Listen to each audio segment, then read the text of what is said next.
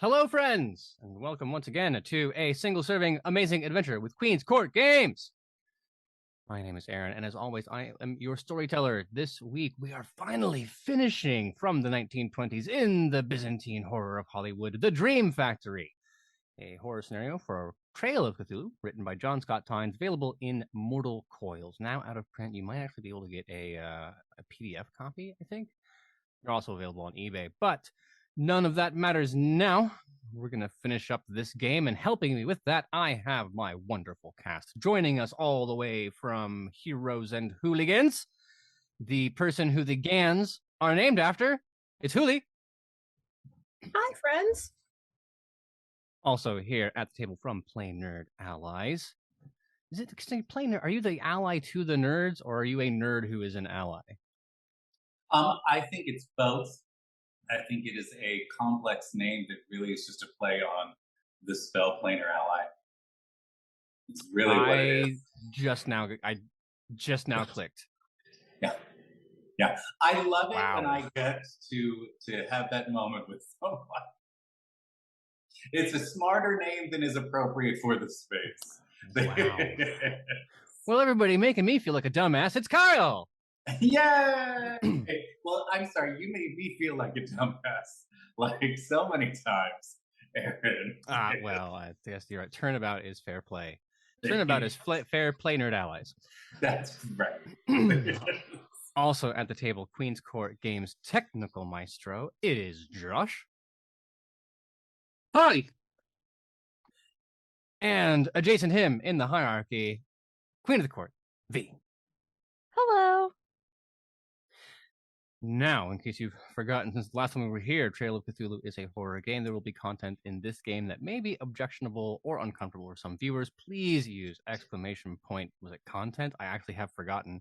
Safety, exclamation point safety in the chat to get those warnings and make sure that you are safe at home. You can find more information about the scenario with exclamation point scenario.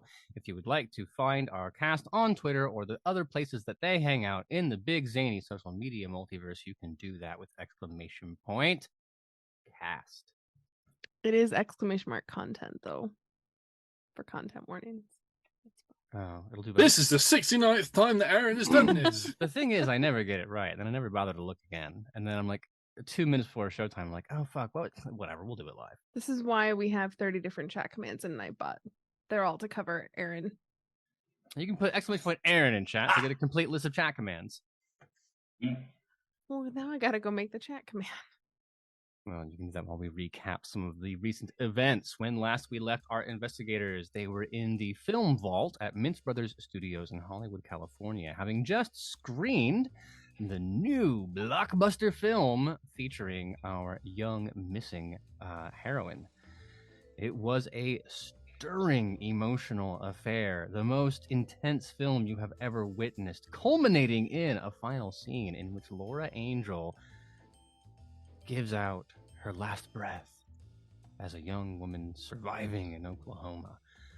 Or also in real life, as it might be, Johanna watching it from a medical context, Marcus also possessed of a certain amount of knowledge about death and dying, so that scene looked a little too real, which led Callum, Broadbent, and Minnie Foster to investigate the actual film canister itself and to find out that it has been edited since the last release. Morris, your good friend and casting agent, mentioned this was not the film that he had seen on the night that Laura Angel disappeared. And there's something technically fishy about the film and its editing style. It's a little more vivid than it should be. It's not a chemistry that Callum recognizes. All signs pointing to weirdness. The last person to check this film out was the director of the film, the esoteric Artur Russian Alexander Zakharov. And last I checked, we were going to go to his house and see what was up. Does that sound fair? Yes, Indeed. Absolutely. So let me ask. There is one thing that I want to do while we're still there, which is there any length of film that I could take, like a little sample of, even if it's just a couple of cells that wouldn't like break the edit? I don't think so. Not without a lab, not without spending the time. You could go in with normal, like, fuck it, I'll film edit techniques, but if that's not how this was made, is that going to spoil the effect or whatever? I don't also think that Morris would be happy with that. It's up to you, though. You want to take the whole damn movie? I'm not going to stop you. I was thinking actually, like maybe after, like if everything after the end credits scene is sort of, there's typically a little extra. The only odd part is the part stitched where her death scene is. Okay. The rest of it's ordinary. Then, I'm gonna see if I can't just sort of like take this with me. Be like, hey, I really want. So there's something weird about this film, right? This was between Morris at this point. Yeah, I see if I can't convince him to let me like study this, see what's going on with it. Maybe you have to make an investigative spend. Do you have some persuade? I don't think a kind of fast talk skill would do it. You'd have to go and actually make an argument, either appealing to logic or emotion. I don't got none of those. No. In that case, it's not out of any particular malice, just an abundance of caution. And Morris is like, isn't that kind of like murder evidence? And also my name's on the one signing it out.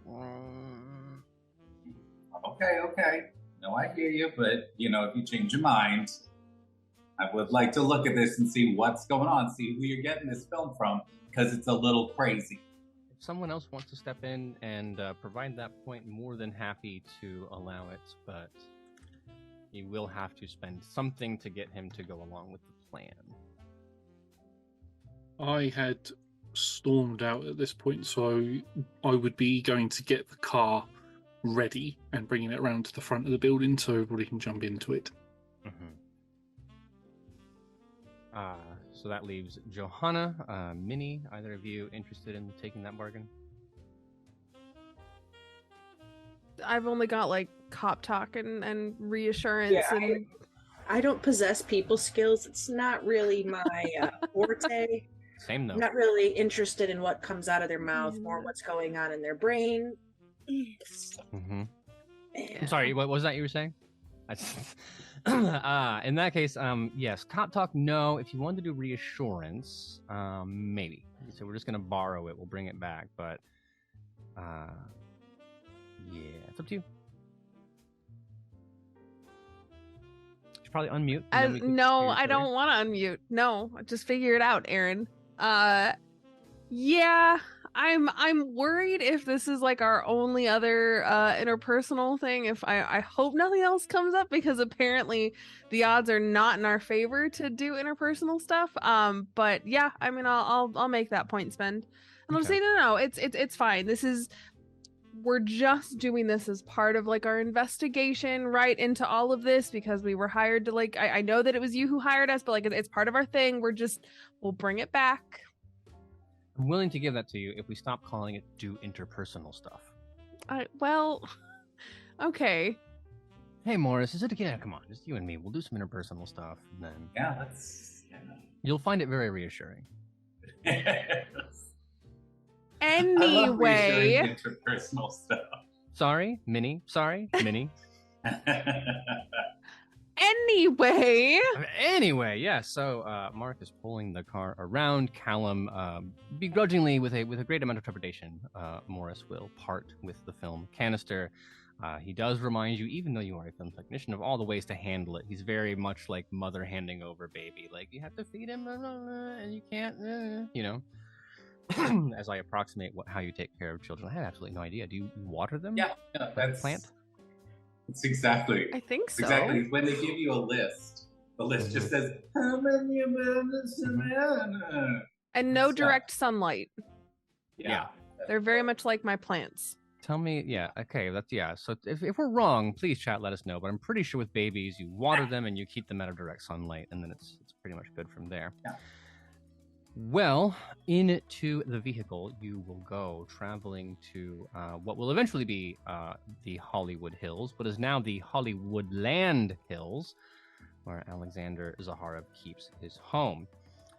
You have the address from your earlier exploration of the studio. You managed to pick that up also, I think, in Laura's phone diary, so there's no need to worry too much. However, there's also no GPS, so you'll have to do that map in the old-fashioned way. When you arrive, it is a one-story ranch-style house in what is currently an upper-middle-class area. The house is Spanish mission style, so there's a red tile roof and the kind of like stucco walls.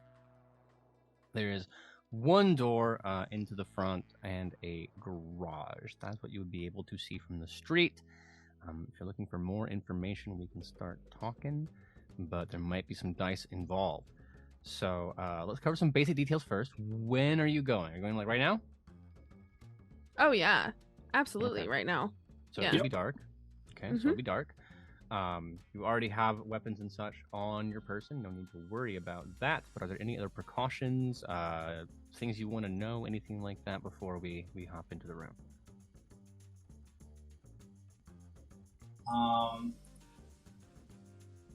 Let me see. I know there's something weird going on with this film. I've worked with too many shady people at this point to not be cautious when I am breaking and entering into somebody else's estate. So I am thinking I definitely want to scout out a little bit.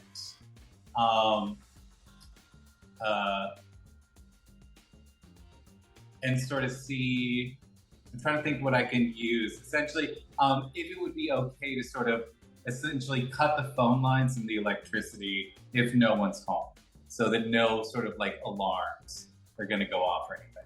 Mm-hmm. I don't think in the 1920s they had home alarm systems that would be like connected to anything. But if you're worried about a bell or whatever, I suppose that could be a problem. It is not a particularly well-populated area yet. There are still many empty lots kind of around, but it is not so barren that you wouldn't have to make some kind of stealthiness to get around. Otherwise, you're a suspicious character because it's not the kind of neighborhood people just kind of like wander around the electrical boxes and so on. Yeah. I also think at this time, all the utilities were above ground. I don't think they'd buried them yet.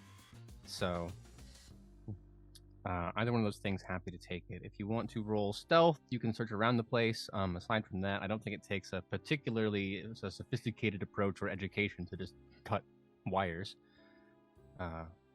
Sure. I mean- well, I'll see if there's anything going on first, and if there's not, I'll consult with everybody. Well, as somebody who also has like electrical repair and general knowledge about electronics, this sounds like something that I could probably do. Well, first of all, I got to determine if it's there. Yes. So I will need someone to roll stealth. You can do a group check of stealth. That is all fine. But otherwise, if you want to use that to black out the neighborhood, totally fine. But at this point, you're going to have to go from there. So if there's going to be a reconnaissance mission, I'd like to know who's going on it. I am not stealthy at all, so I will sort of. Y'all are the private detectives. Like, maybe you want to check things out first?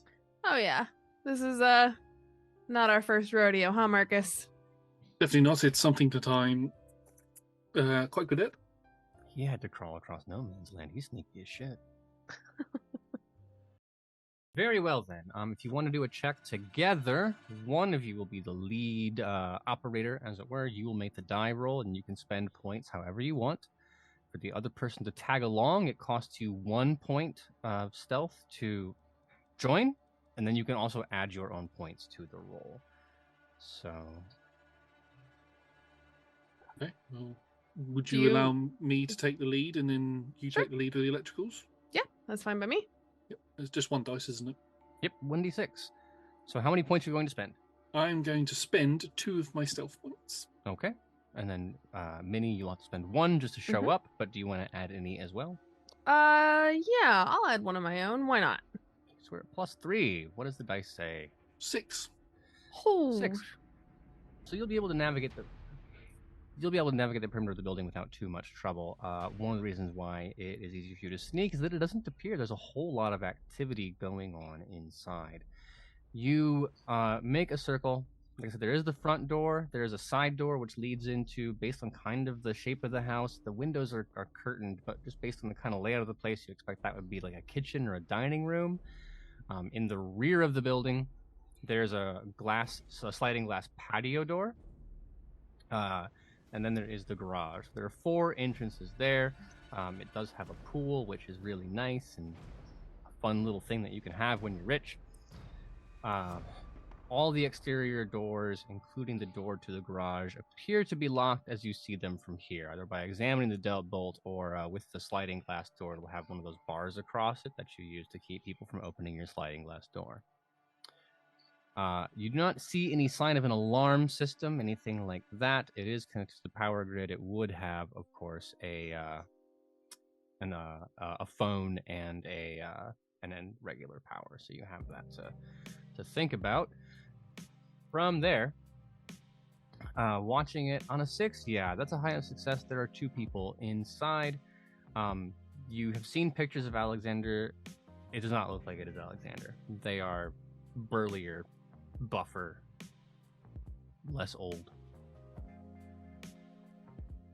Both male. You could probably judge that as well. Body, and I'm going to be whispering this, but I'm just going to look to Minnie and go, bodyguards mainly? People that are house sitting while he's away? Maybe, probably. What are they? Are they just like hanging out? Are they patrolling? They're not patrolling outside. They don't look like that kind of guard. But hanging out, that implies certain like casualness that I don't think is correct. But they are not actively. They're not payday 2 guards. You know. Okay, sure, great. That's the perfect reference for me. Thank you. Mm-hmm. An important part in doing pedagogy is to understand the things that your person you're teaching already understands and be able to communicate to them in that language. So. Perfect. Well, crap. And I'm sorry if you said this and I missed it. Where are they? Not hanging out, but also not patrolling. Yes, I posted an image that will tell you about the inside of the home in chat. There are a couple pictures of it, but also a map. So you can imagine one, like, essentially not hanging out, because he's not, like, in the living room watching TV, right? More ambling up to something, like, imagine, like, a housekeeper or a butler with nothing to do, that kind of thing. That is the gist of it. The south end of that picture is the front door. You can see the little drawn bushes in front of it. Yeah, I'm sorry if I was unclear. I was asking, like, where is there like a specific area in the house that they are, or are they just kind of like all over? Oh no, I said the living room. Oh, that's what I was asking for clarification on. If I missed it, thank you. Yes, in the living room at the moment, 2 of them. Okay. Cutting the electrics might not be the best idea. We might draw attention that we don't really want to draw, considering the fact there's people in there. Yeah, but how else are we gonna get inside? Is there a way that we could potentially draw them out? By cutting the electric. I mean, yes. Knocking on the front door. I mean, you get Callum to do that. Pretending to be. I mean, we're not. It's not even pretending. Going up and being like, "Hello, we're here to talk to Alexander Zaharev about a thing," and then just like keeping at them 11:30 at night. Yes, like as is totally normal. As is totally normal, and definitely not weird, but it would be weird enough. I mean, I just. Is it just the 2 of you over there? Is there anybody left with me over by the car? Johanna would be there. Yeah, I'm in the car still. Yeah, I'm just, what are you, what are they doing over there? Well, usually, they're doing the things that I don't want to do, you know, getting my nails dirty kind of thing. I assume they're gathering the proper information that we're going to need to, push this a little past investigation, slightly into the criminal aspect of things, but I'm a firm believer of what Mama don't know don't hurt her, so as long as we don't get seen, it didn't happen, I think. I mean, I like to think of it as extra legal instead of criminal, you know. Well, just, no, fine. Don't ask, don't tell, right? Better to ask forgiveness than permission. Absolutely. How long would you say they've been gone? I mean, it'd take them 10 minutes probably to just like circle the place, and then from there it's up to them. So minimum 10 minutes. I'm gonna use that time to try to identify other houses in the area that have like lights on. Are there any? I mean, yeah, it's a residential neighborhood at night, so. There's because I'm thinking, well, I'll wait for them to get back to formulate new plans once I have some actual information. I mean, we could just wait, right? We Just- could. Stake out, see when they go to bed. Yeah. And then break in quietly Hmm. and do a little looking around. Are any of the window? I know you said the windows on the ground floor, and everything, all the entranceways and everything on the ground floor look like they're shut and locked. But are there any sort of windows that might lead down into a basement, or any of the? How many stories is this house? Is it just 2 stories? Yeah, single-story ranch house. Yeah. So with the, so are there any other windows that aren't on the ground floor that might lead into the basement, or the upstairs bit that might be open? Unfortunately, no. I mean, I know one of you has points in lockpicking. If you care about that, you break any one of the windows that you wanted. If you want to stake out and wait, it's also up to you. I feel that we're on a bit of a time crunch because of the nature of the video that we saw. So I think cutting the electrics with people inside there is going to draw potentially hostile attention, whereas drawing them out through conversation while somebody breaks in the back, not so much maybe until we're discovered. So maybe if we get Callum and Johanna to talk to them, we can break in the back. I mean, Maybe. is talking to them at 11:30 at night actually going to net us anything? Are they going to answer the door and have a conversation with 2 people they don't know at 11 o'clock at night? 11:30. Well, today, no, but in the 1920s, it was a very different time. Marcus, do you have mechanical repair, right? Yes. Are we all back together now? Yeah. We can do So if I was to nip the starter off inside of the car, you could repair it later, and Callum and I could play the whole damsels in distress.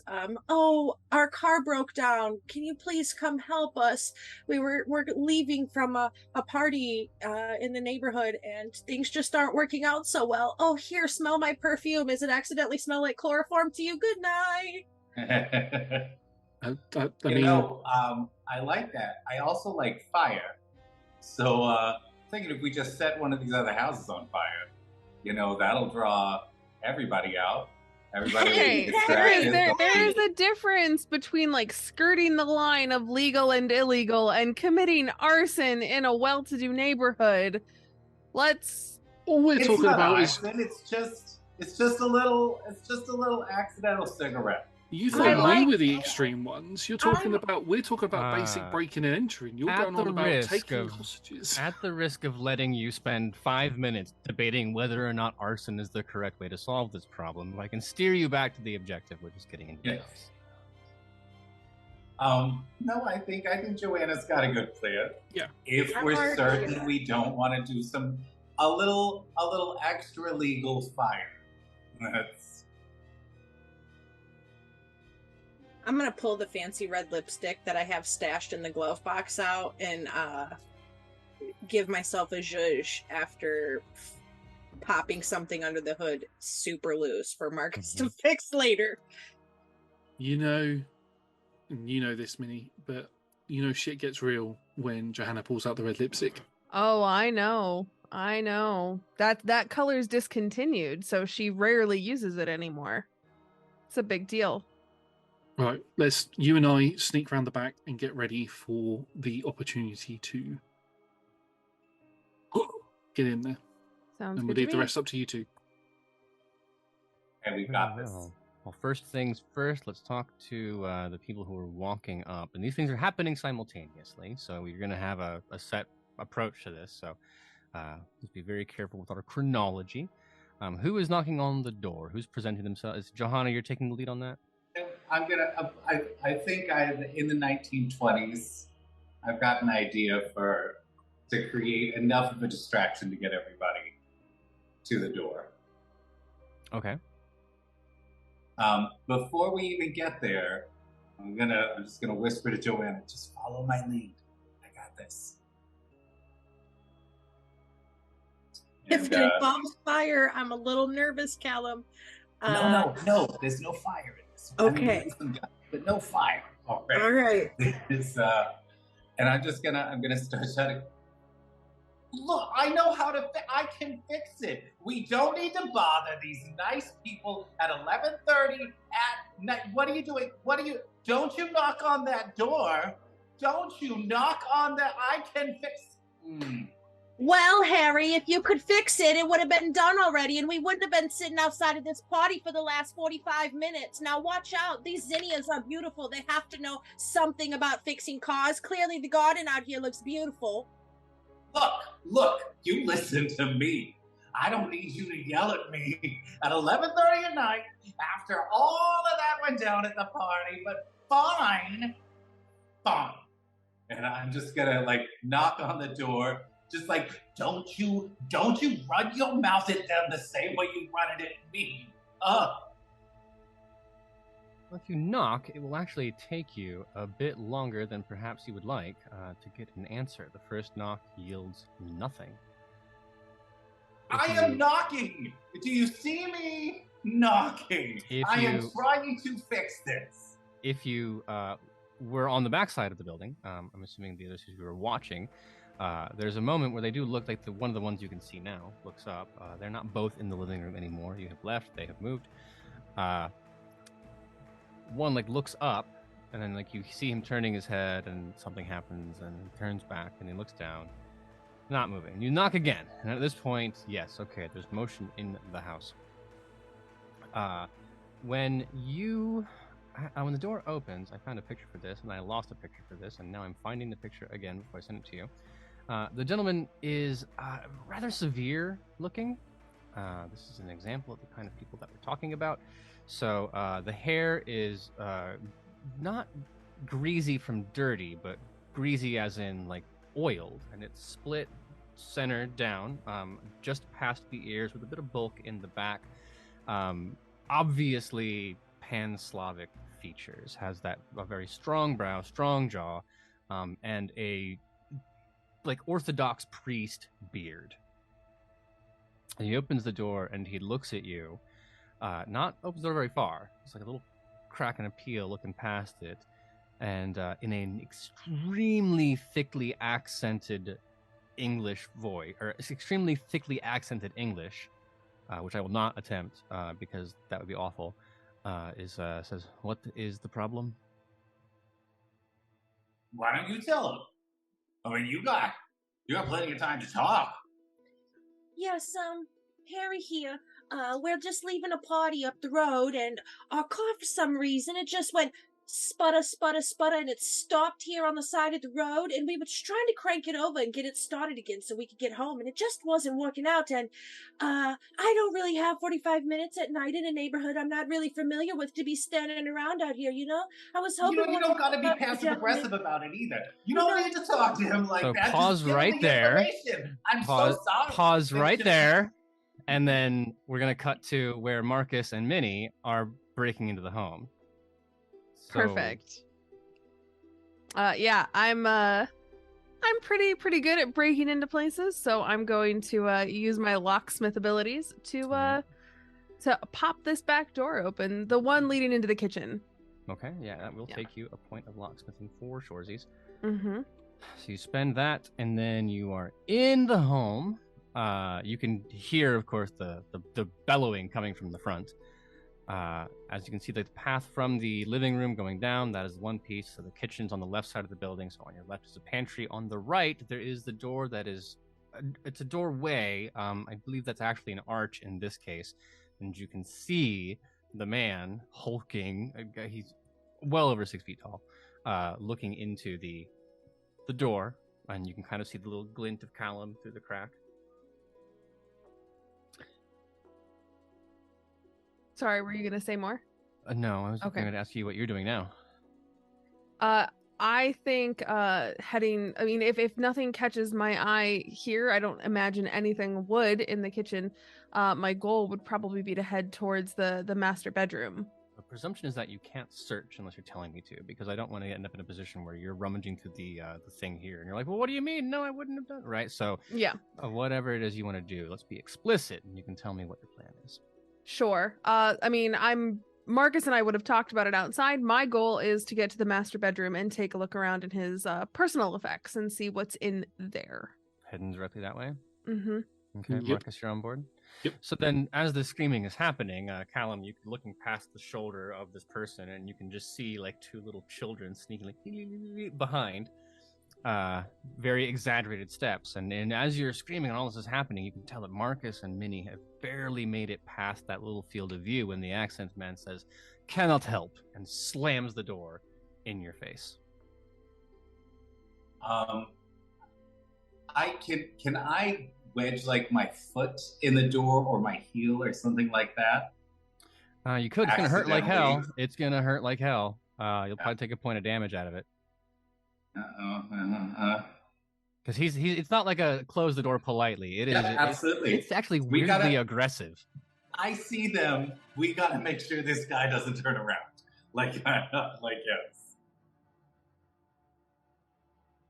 I will do it. Yeah. we're doing I it. think I got stung by a bee from these lovely zinnias out here. There was a bee flying. Oh, I think it stung me. Oh, geez, Lord golly. I think it's going to swell up. I'm having a reaction. Oh, my throat is closing and it's hard to breathe.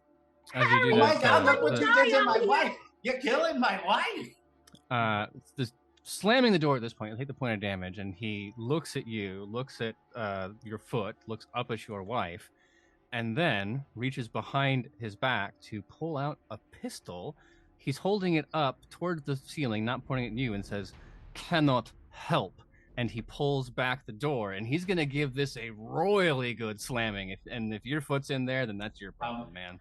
Have I seen them exit the? Yes, Marcus and Minnie Okay. have skittered past. All right, then I will remove my foot. And then just whoa, the house shudders as he slams that door. Yeah, it's very rude. Very, very rude. Well, at least they're inside. Yeah, Marcus and Minnie inside, you will hear the one voice calling out from the other, and neither one of you speak Russian, correct? No. You weirdly. know what? Not, we're not inside, so we can't hear them, can we? No, it'd be pretty muffled. Yeah, no help to you. bud. So you hear Russian being yelled down a hallway, Russian being yelled back, not yelled, but spoken loudly, you're calling across the house to someone.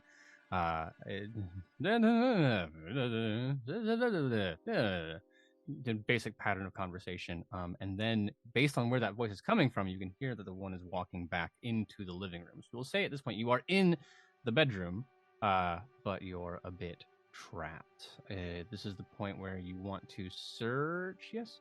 Yes, absolutely. Okay.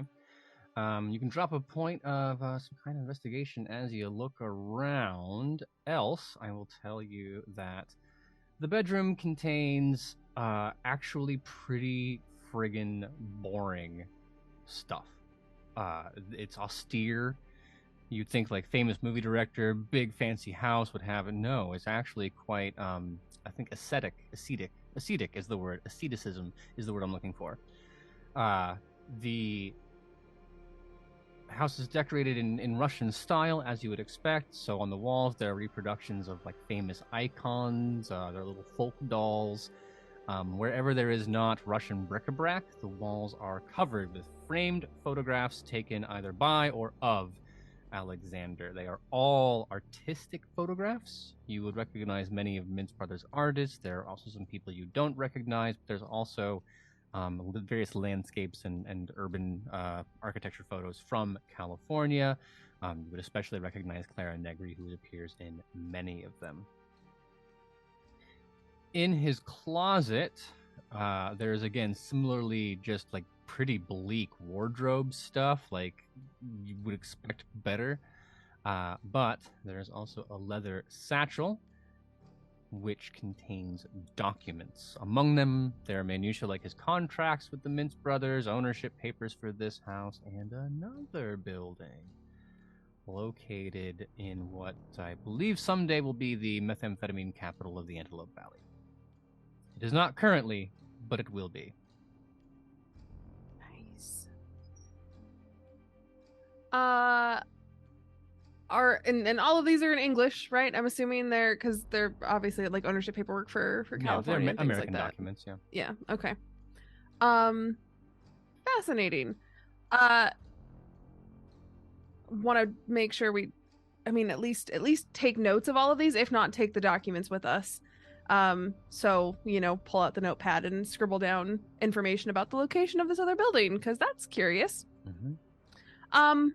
But does my my wonderful skill in evidence collection find anything else interesting? No, and I mean that's kind of weird that it is. Even if you can toss the whole bedroom, and we'll respectfully toss it. And no, it's an ordinary goddamn home. It's severely Russian influenced, but no, there's not even like a weapon hidden in here anywhere. It's just it's a dude's bedroom, and if you didn't know who that dude was, you would assume it's a really boring dude's bedroom. Sure. Certainly not. The interior does not match the exterior. Sure. Well then I guess my only last question then is, do the photos stand out to me in any way aside from being of Claire Negri? No. Nothing Even if crazy you're about them? investigating, is there anything like, do they look like, do I get especially emotionally stirred? No, that appears to be some pretty, I mean, it's not normal in the sense that it's actually quite artistically talented. Where they say that the definition of art is that it has to be technically proficient and then have something to say, right? So it meets those two definitions. It is extremely technically proficient and speaks of composition and things like that. The beauty of California, the ideal of Hollywood and such and such. But no, it does not move you to tears or anger or anything like that. Well, great. Meanwhile, Mm-hmm. outside, Callum, you are. I don't know how long you want to spend on the ruse outside once the door is slammed. But we'll say it takes 2 or 3 minutes that pass by, and at this point, you hear the door open again, and there's a gentleman now standing, and he says, "Wait 1 minute, garage."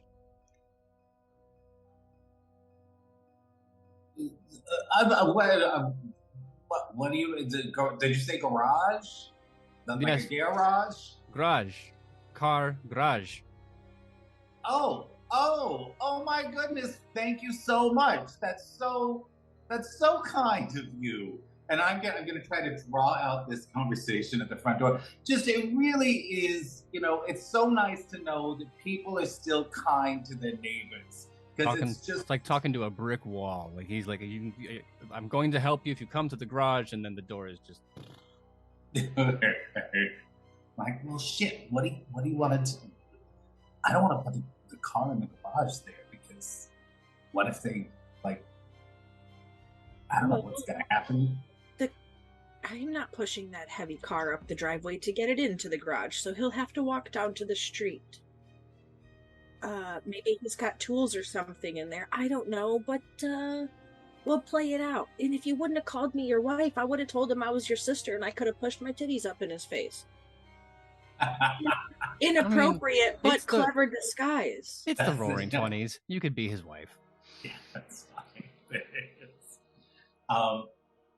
All right, I'll head over to the garage and just let him know we need some help. Oh no, I'll pretend to be pushing the car and you head over to the garage. For my just to clarify, because I didn't do a good job, he wants you to come to the garage and he will give you a tool or an object or something. I see. Okay, all right then. Yeah, you don't need to push this. You don't need to push 4,000 pounds of American-made early century steel over to the So what's when we get over there? I just want to take a quick look around. The thing that I'm looking for is anything that could be used as a weapon or could be built into an explosive. Let me ask a couple clarifying questions first. Johanna, are you going with Callum? my question was going to be how well inside the house they could hear the ruckus outside. You mean like would they be able to Like like Marcus and Minnie, like how well would they be hearing Callum and I be extremely obnoxious and that I mean, door yeah. open again? They would know. Well, I So trying to hide something. I don't understand the question. I'm wanting to know if they can continue to hear the sound of our voice, engaging in conversation with these gentlemen or a gentleman to kind of navigate themselves in or out of said house while under distraction. I mean, the walls are pretty thick. It's 1920s. It's stucco construction. So what they can hear inside, I don't know. They'd probably be unintelligible. So they could hear if you were being loud that you were being loud. But if you spoke at a normal room tone, I don't imagine they'd be able to hear you. Okay, I'm gonna go with Callum, and I'm gonna continue to be extremely annoying, loud, bickering wife that is irritated so that they can continue to hear, like once the garage opens they'll hear the ruckus from outside, so that way they know kind of like we still have them distracted. Okay. Do you want me to roll? I can roll for it. No, I don't. I don't think there's a skill in this game to be loud. So Callum, I'll answer your question about what you see in detail in a moment. But once the garage door opens, I imagine the first thing you're going to see is a tire iron. He is going to spend 2 brawling as he attempts to just straight up, the second the door opens, clobber you across the head with a tire iron. Okay. I am used to street brawling. Like this is not my first rodeo. And I've got like upwards of 7 guns secreted about my person. But all of that is fine.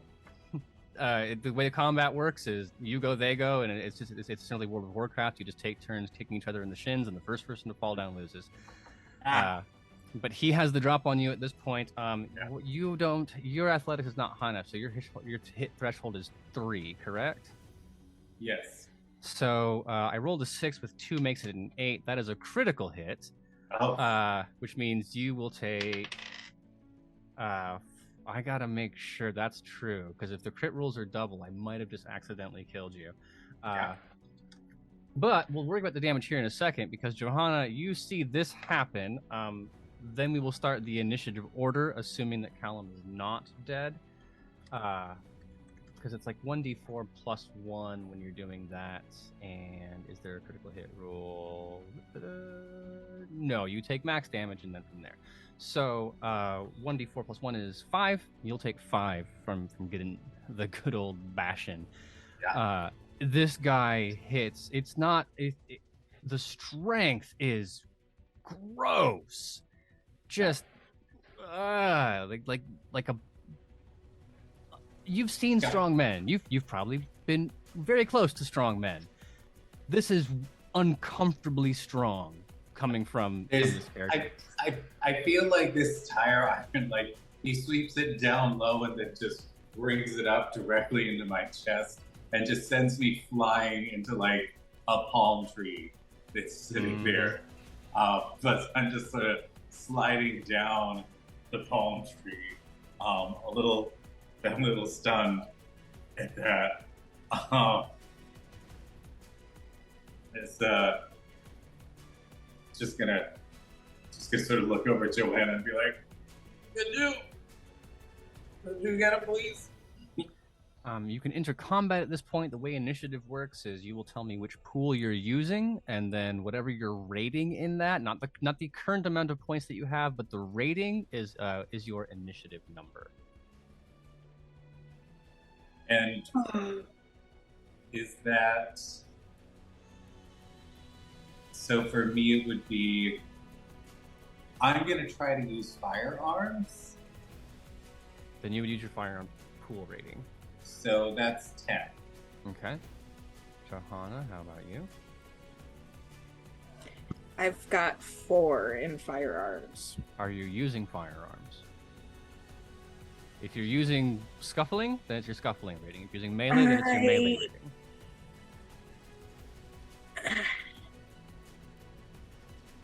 Yeah, I guess I'm going to use firearms because I don't do any of those. I am a fucking lady. I don't do any of those other things. And I'm very annoyed that I have on my red lipstick and I have to deal with this asshole now. Right. So, Happens to the best of us. firearms, yeah. Okay. So then the order will go from Callum to this man. We won't give him a name. And then to Johanna. So Callum, if you're rolling firearms, how many points are you gonna spend? And then we'll let the dice go from there.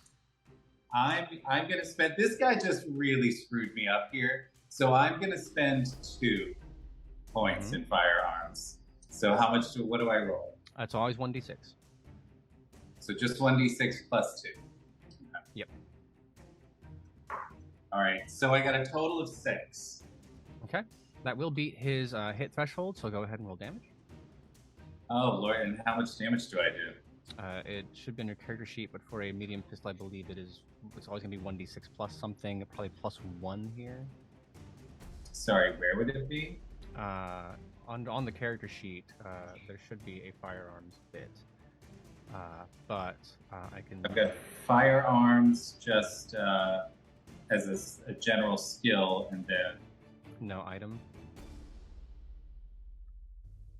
No, I don't have any items on this thing at all. That is fine. For the purpose of the show, we'll say that it is 1d6 plus 1, and then if it ends up being more or less than that later, we can say that it was a shot that was enhanced by being point blank, or made worse by the fact that you just got clocked across the chest and your jaw's half off, you know?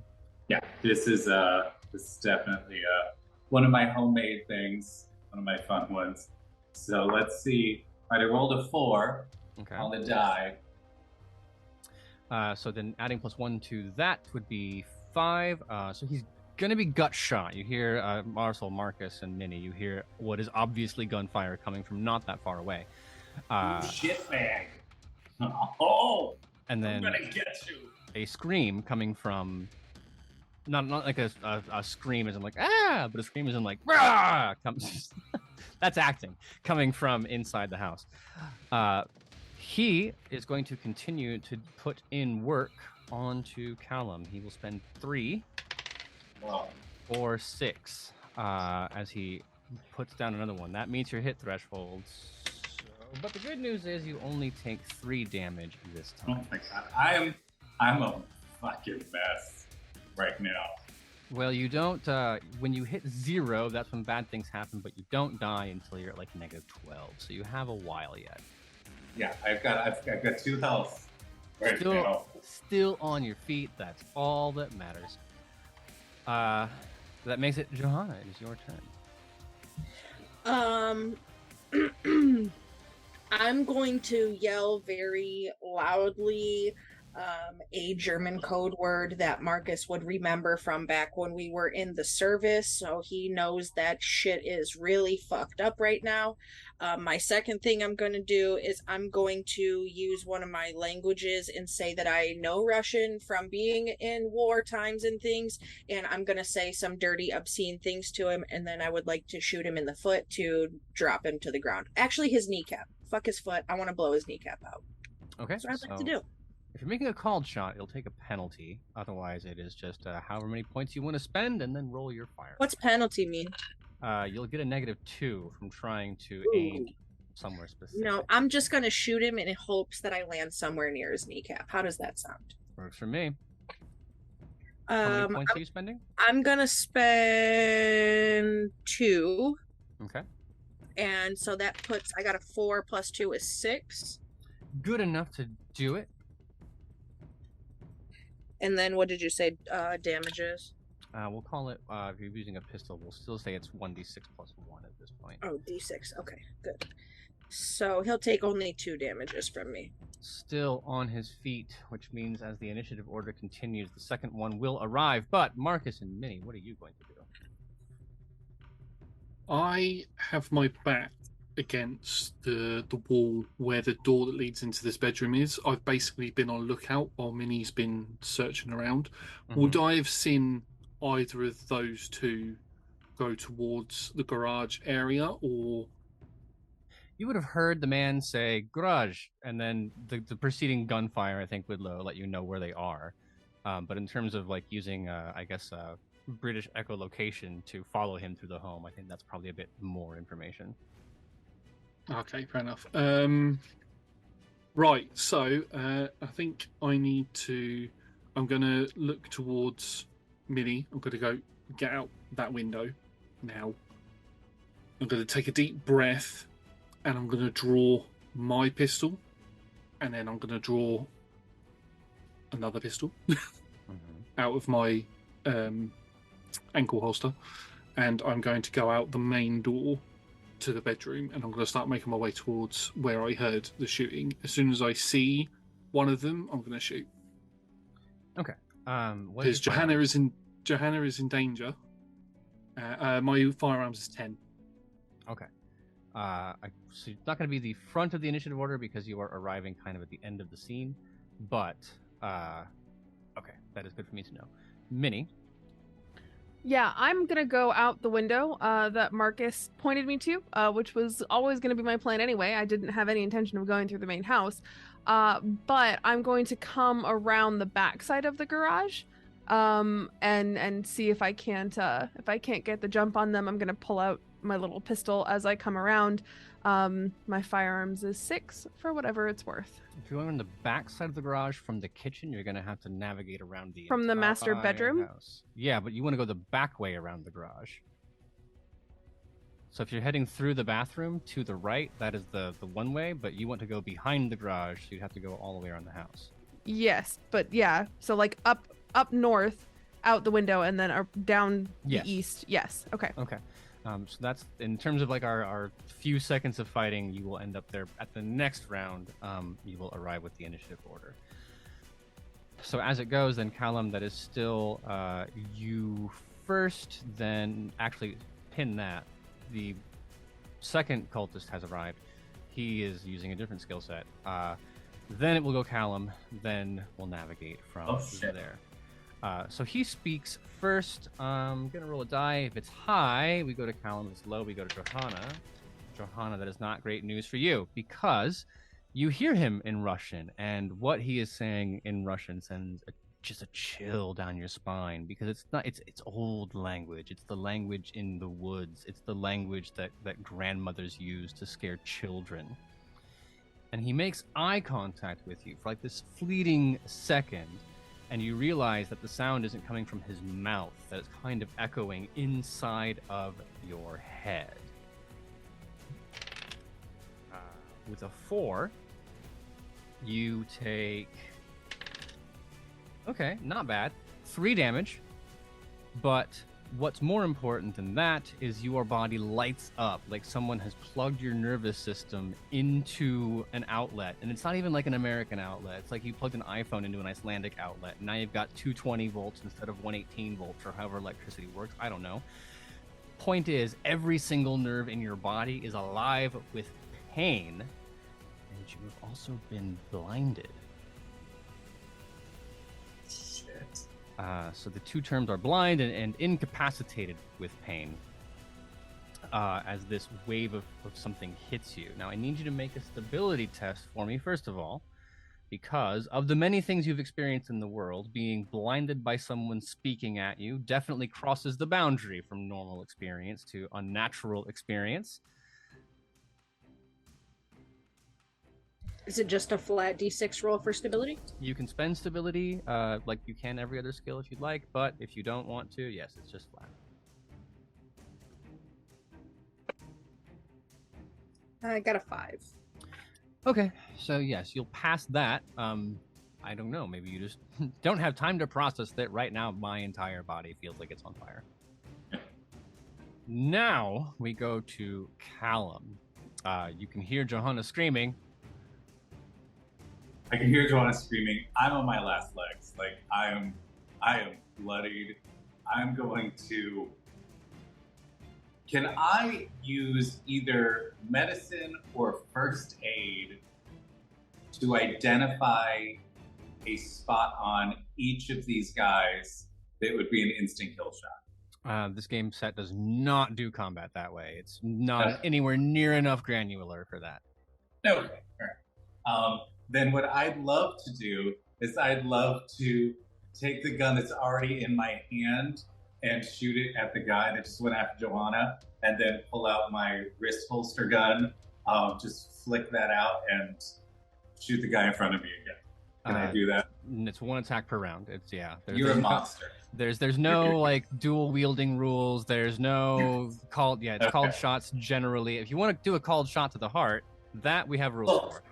Yeah, this guy is standing right in front of me. I feel like I could absolutely just put my gun up to his chest and just pull the trigger and blow him away, right? The idea is more that you are in a few seconds of combat, and this man having a sense of self-preservation is not going to just let you, yeah, sure, hey, there's my heart, have at it.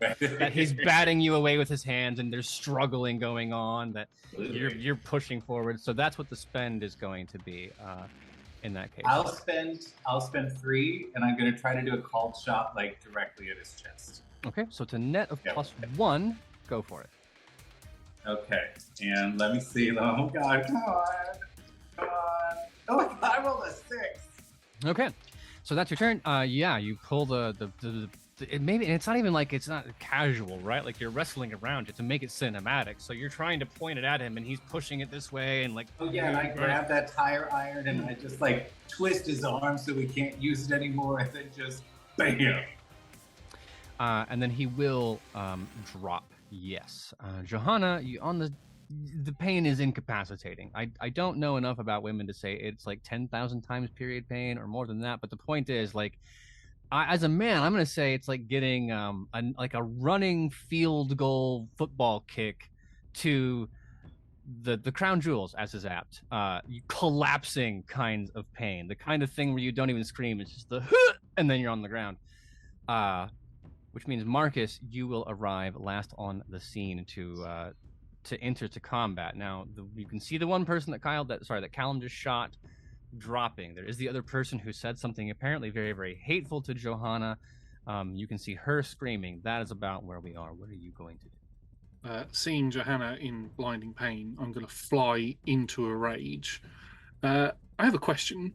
Yep. At the bottom of our sheet, it says, in a pulp game, if your firearm rating is 5, you can fire 2 pistols at once. That would be great if we were in a pulp game. Damn it! That's what I was hoping for. But I have anyway, never in my life been that nice. No, I don't play this game to make you guys feel good. I play this game to make you feel horrible. This is a disempowerment fantasy. I am going to shoot him. All right, same rules as always. Roll firearms. Is there a maximum that we can spend? No, you can spend all the points you want. You want to spend 30, go for it. You don't have 30. That would be illegal. But yeah, you can spend as many as you want. I'm going to spend 5. Is, they don't come back until you've not used them for 24 whole in-game hours. So that's the game here, is what do I want to spend, what do I not want to spend? I am going to spend 5. All right. Are you doing a called shot, or are you just being egregious? I'm going to do a cold shot on his head. All righty. I rolled a 4 plus 3, so that's a 7. Okay. Yeah, so Johanna, you're blind, you can't see. Callum, you can see. He's walking towards the garage at this point, and he's gonna either finish what's going on with Johanna or start doing something with you. And like you can even see that moment where he's like raising one hand and making a kind of gesture with it, and then his mouth opens, and then like his face comes through his mouth as the shot enters the back of his head, and he just slumps and falls forward to the ground. That will end combat. So, Johanna, you'll be happy to know that your sight returns to you. The pain is like an on-off switch. That whatever he was doing, whenever it was interrupted, all of that seemed to stop. I'm definitely gonna fall down. Just yeah, sounds reasonable. Minnie, you'll arrive on the scene, and you're like, right. Oh. Well, Obviously, should have come out the front door because I missed all the fun. Looks like. See Callum beat to shit. Yeah, just spitting up like a little bit of blood. I will say this, that I had the damage wrong on one of them, so Callum, you have taken 2 less damage than I said. I'm sorry. I Thank lied. God. All right. Mr. World, I would like to, since we're out of combat now, and the pain shut off, I would like to get my bag out of the car with my first aid stuff and patch up Callum. I am going to spend 2 first aid points, and I rolled a 4 on the dice for 6. Okay, so whenever you do healing, I believe out of combat, you don't need to roll because there's no stress or danger in that way. So the way healing works is for every point of first aid you spend, he will gain 2 hit points. Okay, so I spent 2 points, so you'll get 4 back, Callum. Okay, and I'm going to spend another point of first aid. If you spend it on yourself, you get 1. Oh, well, that doesn't seem Sharing is as caring. good. That's Mhm. great. Mhm. How are you feeling? I'm just gonna look at you like, what the hell was that he did? Well, it's also, should we be hanging out with all these bodies around? Did we get everything out of the house? I'm really confused right now. I'm asking a lot of questions. Yeah, I kind of want to get the fuck out, to be honest. Gunshots. I mean, I know it's the wild lands of California in the 20s. But you know, shots are still shots, and they're not super common. So I don't really want to stick around. I shut the carriage door so the passers-by can't see the bodies. That's fair. Quick check around the house to make sure that Laura isn't here, and then we go. No, Laura is not. Aside from the master bedroom, which is austere, the only other piece of information that would be really interesting to you is that inside there's 2 smaller bedrooms, which you presume are occupied by these gentlemen. It's less. It's more like a monastery, where there are very old books in Russian. There are stacks of English crossword puzzle books. In the scenario, it says they are using them to help them learn English. But each of them also contains a small shrine. It is a religious icon ringed by candles, depicting a vague feminine form outlined in gold leaf with a crowd of peasants bowing before her.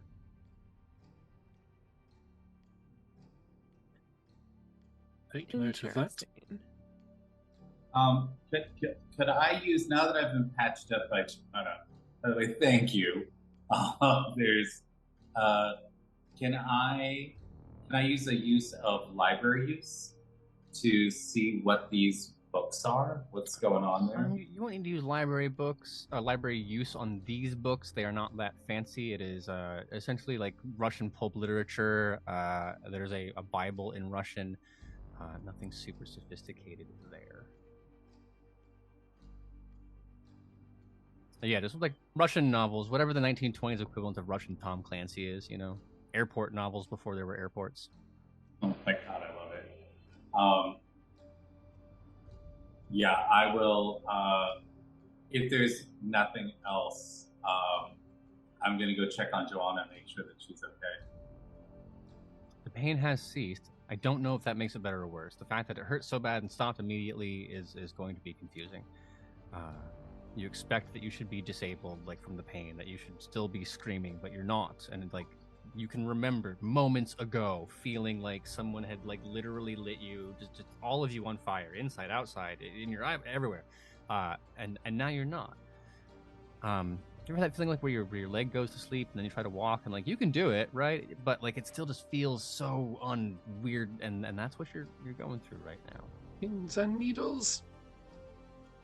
Now that I think about it, I severely hope you didn't actually break the car, because we now have to make a swift exit. I only pulled the cap off the spark plugs. Simple pop back on. You'll be fine. Okay, I will quickly repair the car then and try and get everybody to get in it unless there's anything else anybody wants to do. I think you might be the first party in the history of role-playing games, video games, anywhere, to not search the bodies of the people who tried to kill you. I mean, That happens quite a lot. I'll throw. I mean, if that's a hint from the DM, I'll throw some evidence collection. It's 11:30 at night. I figure if they had wallets, we would have found them in their rooms. But I'm just surprised you don't want the guns or the bullets or I was like. Thank you. There's weapons there. Plus it's anyway. No, the evidence collection, yes, is a good spend. I would also take medicine. Because aside from the fact that they have the weapons on them, there isn't anything that you would find in a normal search. But a more thorough search becomes more interesting based not on what you find, but what you do not. Because as you're patting around the thigh region, there's something missing. 3 somethings, if you want to be especially pedantic about it. And it won't take any much more investigation than that to find out that both of the guards have been ritually castrated. Yeah. Oh gosh. Lovely. Ugh. And there's nothing else. All right, I'll grab their guns and their ammo. Is there, while I'm in? So first of all, I'm sort of horrified at this whole friggin' thing. Like, this is now. So I just got the shit kicked out of me by a couple of units. Is what's going on. Well, just one. In fairness, it was one-on-one. If you want to tell the story at the bar later, there were like 7 of them, man. Then that's fine. But is there, now I'll go back to the original question about the garage. Anything in there that I can use to make like explosives or anything like that? I mean, aside from petrol, I don't know if styrofoam exists in the 1920s. My guessing is no. I'm gonna take, if there's like any cans of gasoline or anything like that. Yeah, and maybe like some motor oil for changing things. I mean, basic accelerants, but yeah. Are you going to tell everybody else that what you found? Or I guess, I mean, if anyone else is there, you can see as he's patting around, and he's like, they ain't got no dick. I've taken Johanna back to the car at this point, and I've sat her down in her seat. I've fixed a spark plug, and I've jumped in the other side while waiting for Minnie and Callum, and I've started patching her up. And every time she goes to bat my hand away to say that she's fine, I'm like, no, you look hurt. Let me help you. And I'm going to spend 1 point of first aid to give you 2. And you do notice that I am rather gentle with you, even though I'm being sort of like, stand still, woman! But I'm being as gentle as I am with bandages and trying to cover up any cuts or anything. And I do have to go into your bag a couple of times to get your first aid stuff out, because my first aid stuff is in a heap in the glove compartment, so... But the thought is there. I'm gonna shout to Minnie. Minnie, you never even seen anything like this. This is craziness. I could go without seeing it still. I think. It's pretty gross. What's important for you to know is that this is well before the era of modern medicine amputation. We haven't advanced past like the Civil War, just saw it off, hacksaw, and then tie it off. It'll happen on its own. Ritual castration was also practiced in the Byzantine Empire, and you think normally like big pair of scissors. No, that's in advance. In the Byzantine era, it was more appropriate to place the testicles on something flat and then just mash them with a hammer until it appeared as if they wouldn't function. And I just like 7 points of sanity. Like, I just lost that. And then you removed it. It has been sealed. If you have a point of medicine, I'll tell you more, but... I do have a point of medicine. Okay, well, you don't need to spend it, because in this case, the seal, it appears to be a brand of some kind, that the testes and the penis were destroyed with blunt force, then removed, not surgically, but with something sharp, and then the entire thing was sealed with a brand. Do I recognize the brand? You had points in religion, perhaps? I do not. I'm going to look, I'm like, Minnie, listen, I'm sorry. It's gross. I know. But there's they've been branded. There's something crazy here. They've been, someone branded these boys after they got their tallywhackers whacked. They got their tallies whacked, as it were. I'll also take a cult, if you would like that. I don't have a cult either. I'm a scientist. I'm just saying for the whole class. Yeah, I don't have any academics. It's not really my jam. So Yeah, my academics are in library, biology, medicine, and language. So I've got nothing cheap. I'm really sorry about this, Minnie. Minnie, you got a camera. Can you just take a picture? We'll figure it out later.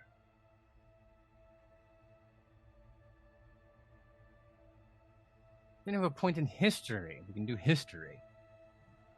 Actually, don't. No, I'm a physicist. I've got physics, astronomy, chemistry, electrical repair, all that kind of stuff. Anthropology would also you have work. biology. Oh, no. What? I said anthropology would also work. We're not a smart group. I guess it's just not meant to be known. No, it's not. I'm Not for us. Minnie, come take a photo with us. We'll get it resolved. We'll go check out what the hell this is, because this is getting real creepy with that film and them just coming at us and those weird little altars in there, and then the junk's gone. This is weird. We gotta see what's going on. All right.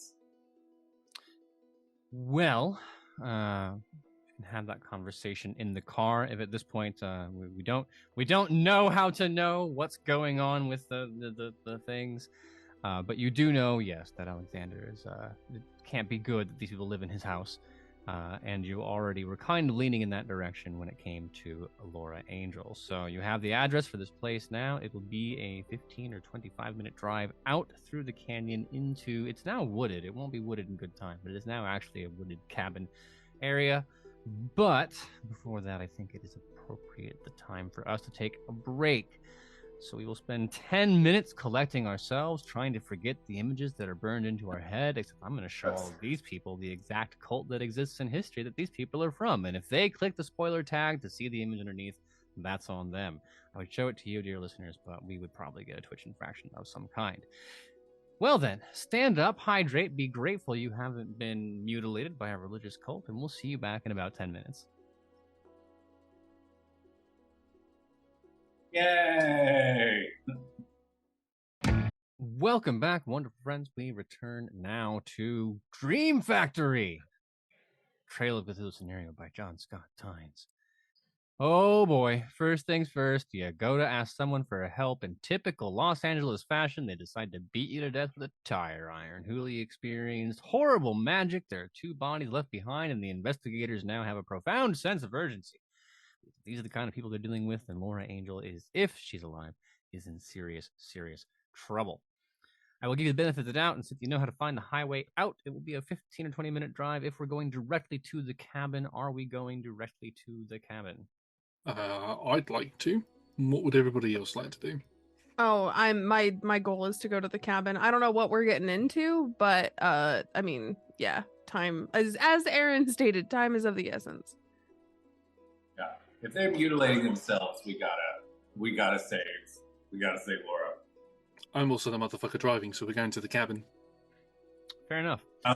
While we're in the car, I would like to check on all my various firearms and just talk to everybody else about theirs and make sure that everybody's locked and loaded, ready to go. And I am not going to be surprised by a fucking tire iron again. Fool me once, shame on me. Oh. Fool me twice, traumatic brain damage. No, you will be okay. In this case, I can promise you there are no more tire irons in this scenario. I give you my word. The drive, though, is tense, speeding along. This is before the highways were paved super, super well. I mean, we haven't had the Eisenhower presidency in the highway project yet, so you're careening across barely maintained state roads, heading off into the forested hills north of California, heading up just over through one of the passes The Antelope Valley is a gigantic desert that spreads out ahead of you into the distance, but when you're still closer to there's still wood line at that point. The cabin will appear. You take the last right turn, and you can make it up that way. Are you going to just go screaming up to the place? Are we moving that fast? What is the decision? I would say that we need to park somewhere and then hoof it the rest of the way. If there are people here, supposedly Zaharev isn't here, but if he is here or if there's goons here, don't really want to give him a little bit of a heads up. So, we don't need to, like, be super far away, but far enough, right?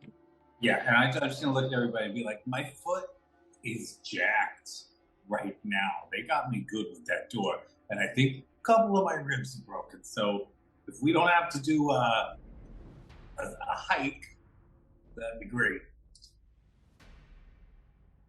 I'll park as close as I can without it being too close. Very well.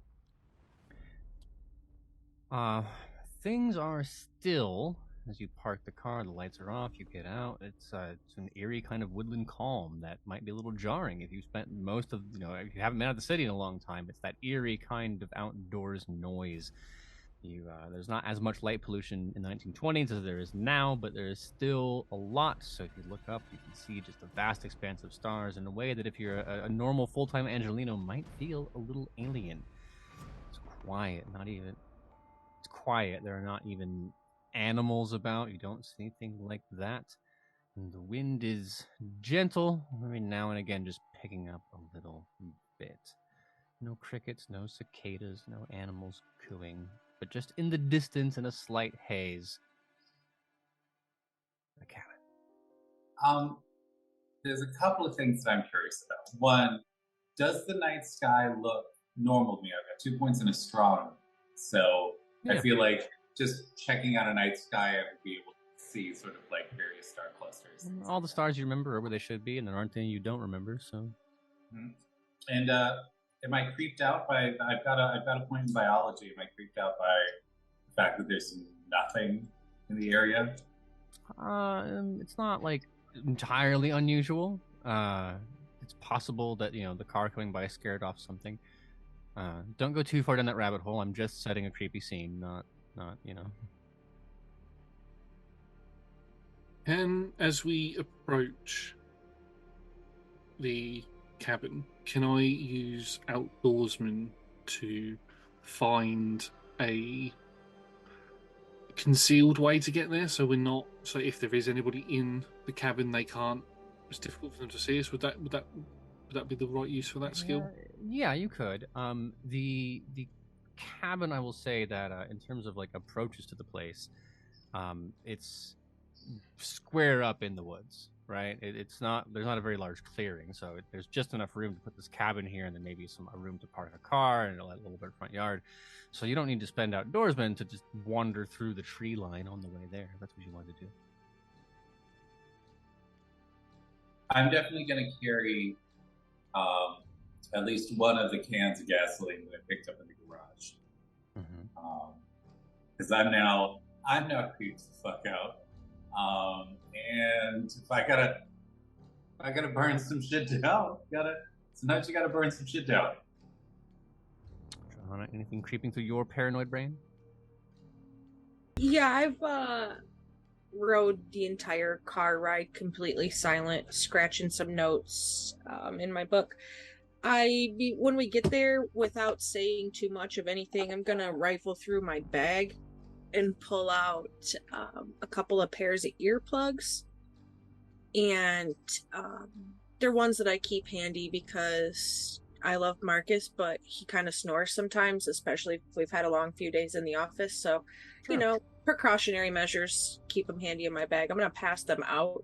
And I'm also going to grab my sunglasses. Dark or not, I'm covering my eyeballs from whatever Medusa witchcraft we might come across getting into this place. Makes sense to me. And I'm going to just very simply hand them out, the earplugs out, and as calm, cool, and not fucking creeped out and collected as I could be.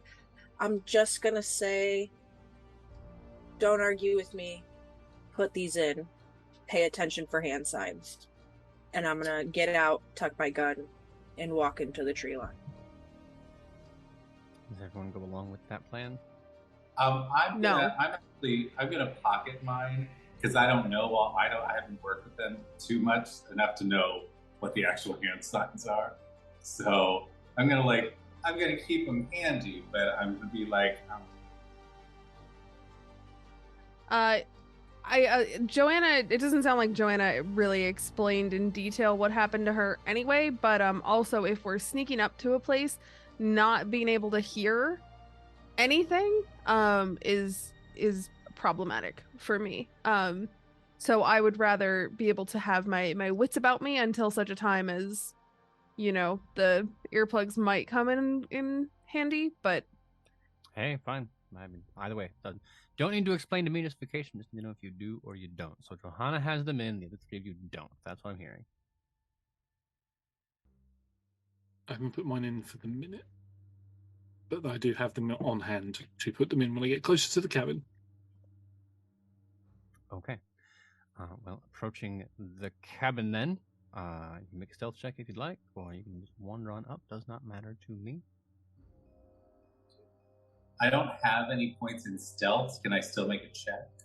You can do a group check. It increases the difficulty for whoever's rolling. I rolled a 6. Then you have snuck, but because it wasn't a group action, the other three are on their own, because I can't go back and undo that. No, that's fine. I preemptively rolled. I'm gonna be like right behind Minnie. Like, what? Or you can say that Marcus went ahead, but Marcus, when you see the cabin, it is pitch dark and there are no signs of activity inside. It is a one-story cabin. But it obviously has a basement. It's raised up. There's like a foot or two of stone foundation, a cabin on top of that, and you can tell that there's a basement underneath. It is not that big. It's maybe 30 feet on a side, square in shape. I will relay that information back, and then I'd like to. Is the part where the basement is it like under a deck that goes around the cabin, or is it just sort of there? There's a large window on the front of the building that looks out over the valley. There's a front door there. On the back end, there is a door that would lead into whatever the kitchen area is, and then a set of storm doors that go down to the basement, like a tornado shelter kind of thing. Okay, yeah, so tornado shelter, there definitely wouldn't be any windows. I would suggest that we go through the storm shelter. But I'm up to suggestions if we think we should go through a different entrance. Are there any windows into the basement? No. Mr. World? Yeah. Can you explain to me if using sense trouble would be a helpful thing in this situation? I haven't used it, but I do have the skills in it. I'm just curious how it kind of works when applying it to a scene. Yeah. I mean, it works. It's all right there on the tin, right? If you'd like to sense if there's trouble, you can use it. I will call for it in specific situations, but if you are feeling sufficiently paranoid, by all means, you're allowed to do it. Do I need to roll or just expend the thing since we're out of combat? You do have to roll for sense trouble, yeah. Okay. Declare how many points you want to spend and go from there. I'm going to spend 2. Mm-hmm. And I rolled a 4, so that gives me a 6. On a 6, on the walk over here, you got a sense of kind of, you know, you might not be a forestologist by any means. Marcus kind of is. But there were a certain pattern in the way that the trees were set out, the way that the kind of place was constructed in terms of like forest, right? If you picture forest in your head, the trees are a certain distance apart just because that's how kind of the things build up. In this case, the first thing that's going to come to your mind is that the closer and closer you get to the cabin, the more a smell starts to pick up. And as you roll your sense of trouble, that's when you get a first proper whiff of it, because there's a breeze picks up and it smells like an open graveyard across your nose, a real stench of decay and rot. The second thing is that the forest is a lot thicker than you think it should be. It's like an eerie way.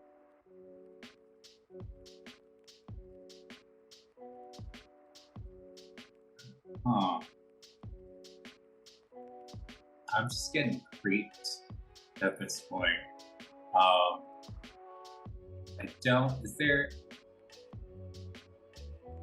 Could I use a point of biology to sort of investigate the trees and see what's going on with this? Like, I've noticed there's no insects. The trees seem a little off. Oh, the answer is the same as it was before. Ugh. Ugh. There's something really creepy about. I mean, there's so much creepy about all of this stuff, but there's something really. You just see, the whole forest is off. Like this whole place. It's not just the cabin. It's the whole place is off. Can we tell what direction this smell is coming from, or is it just the general? I would say we can't because Johanna rolled sense trouble. But the answer to that question, all the same, is no. It's just kind of like all around, carried on the wind. I move up to the door and open the door. Yeah. The cabin is like the first one was like boring. The inside here is it's more like a dacha. It's built in the traditional Russian style. So like lots of rich brown kind of motif, built like a rural cabin, kind that Alexander would have seen in his youth.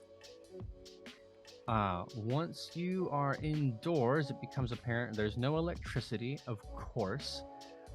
It is lit on the inside by oil lamps and candles, none of which are currently lit. The main door opens up into a living room area. So you open the door and there's directly ahead of you, like it would be a cloakroom if it were built up more, but it's more like a foyer. But on the left, there's a living room. Ahead of you, directly, there's a kitchen. In the living room area, it looks a lot like that icon you saw before, with the woman in the gold and the Russian bit, but this is quite a bit more elaborate. They are made of precious materials, gold, jewels, silver thread, and so on. Without too much information, like your knowledge, it looks a bit more like Russian Orthodoxy. You calls to mind like the chalice a priest might use to hold a mass. There's also a cup, a pair of knives, and a cloth stole sitting around the center of this. Aside from that, there is no other furniture. If you were to investigate the rest of the room, there's a bedroom, past the living room, and the kitchen, of course, but they are pretty ordinary in terms of their function. I will ask Johanna for one of her matches, and I will light one of the lanterns so we can get a bit more light in here. I'll hold it, and I'll say to Minnie, can you get pictures if I shine the light on things? Can you get pictures? This is going to be potential evidence for the police, perhaps, or something. Yeah, of course. And we'll spend some time doing that together. While they're doing that, I'm gonna pull out my gun, my first gun, and I'm gonna set down the gasoline in the living room, just I am ready to burn this whole goddamn thing down. Joanna, you okay? I'm gonna sort of like picture her like, are you okay?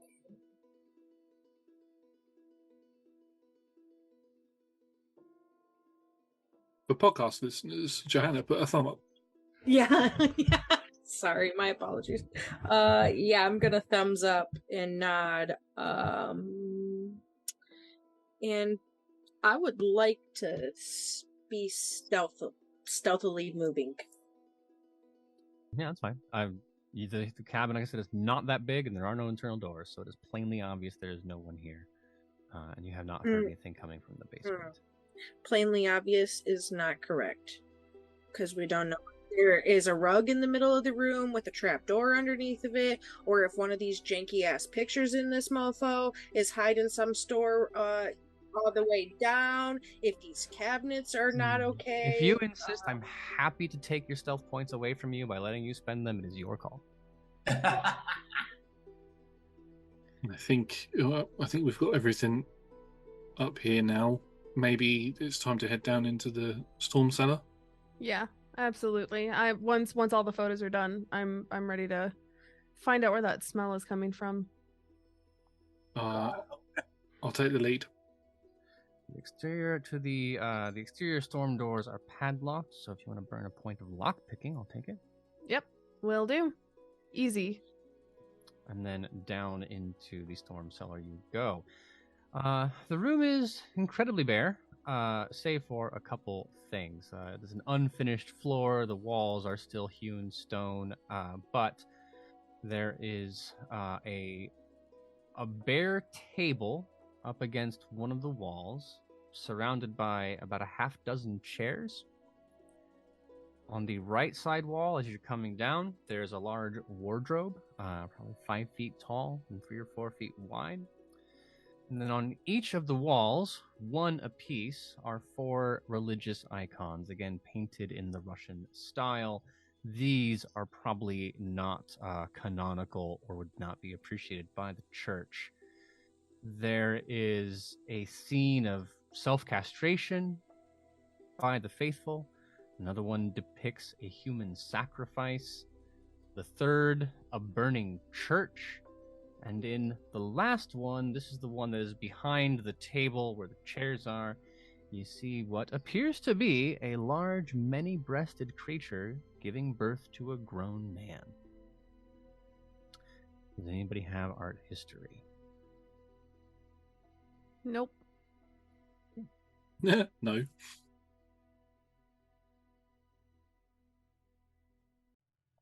That's creepy as hell.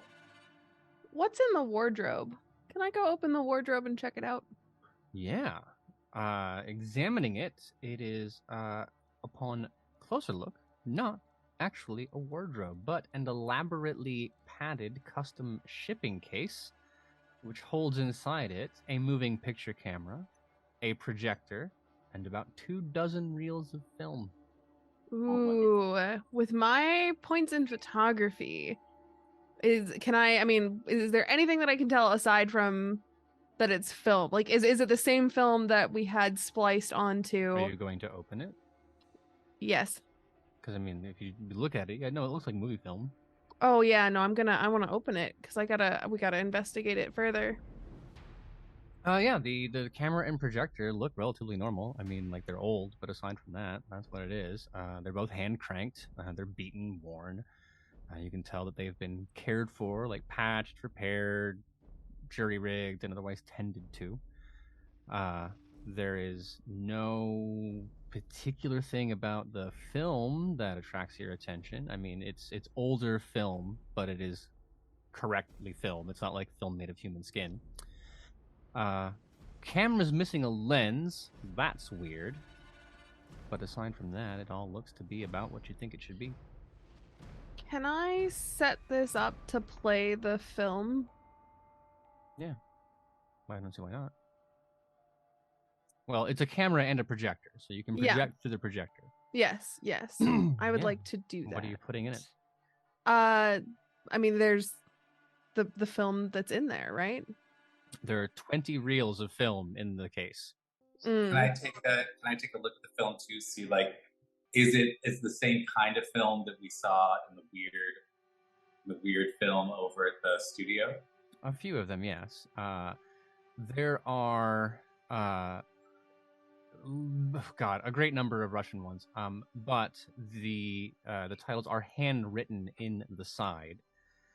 The titles of the films, which Johanna would be able to tell you, are Triumph, Betrayal, Boy on a Raft, The House of 4 Dogs, Library Shelves, The Train, Nostalgia, 16 Doors, The Passion According to Andre, Objects in a Stream, The Drowned Cathedral, The Longing, Reigning Indoors, The Woman in the House, Stalker, Vladimir Ilyich Lenin, Mirror, The Violin, and The Room of Five Houses.